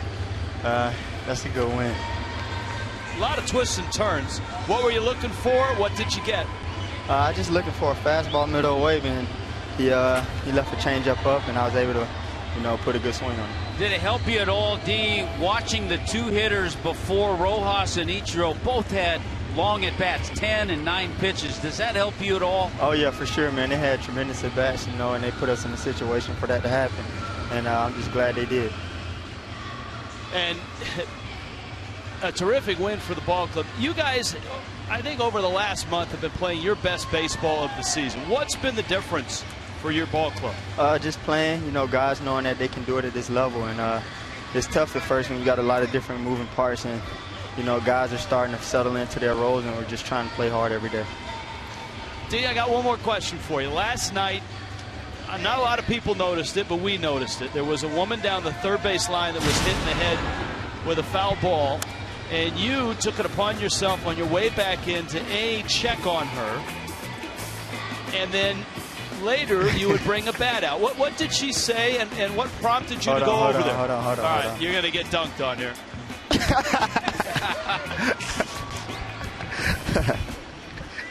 You deserve that. You've had to do that a few times, haven't you? Yes, sir. All right, so tell me about that sequence last night. Man, I saw the lady get hit, and when I seen, who she was, she looked, older, and I have a great grandmother, around her age, and that was scary, and you never want to lose someone, especially in that manner. So that was definitely scary. What was her reaction when you brought her the bat? She was tough. She was like, "I'm all right, I'm fine." She didn't even want to go with the ambulance or anything. So she was definitely tough, but I just wanted to help her any way possible, and tell her we were sorry for her getting hit, because we all out here playing. And shoes and jersey on the postgame. That's pretty cool. Yeah, man, just letting her know, hopefully it could have been traumatic at the ballpark, so I just try to make it better for her. Well, people, D, see what you do on the field. A lot of people don't know what you do off the field, but you're just a tremendous credit to this community and certainly to this game. Thank you, man. My parents raised me right. All right, congratulations on the win. Way to go, D. All right, thank you. All right, D. Gordon, the walk-off winner for Gordon, his first since 2012 against the White Sox. Tonight in Miami, the Marlins outlast the Phillies. And they do it in 11. A 2-out rally. Rojas, Ichiro, and D. Gordon. Marlins Live is next.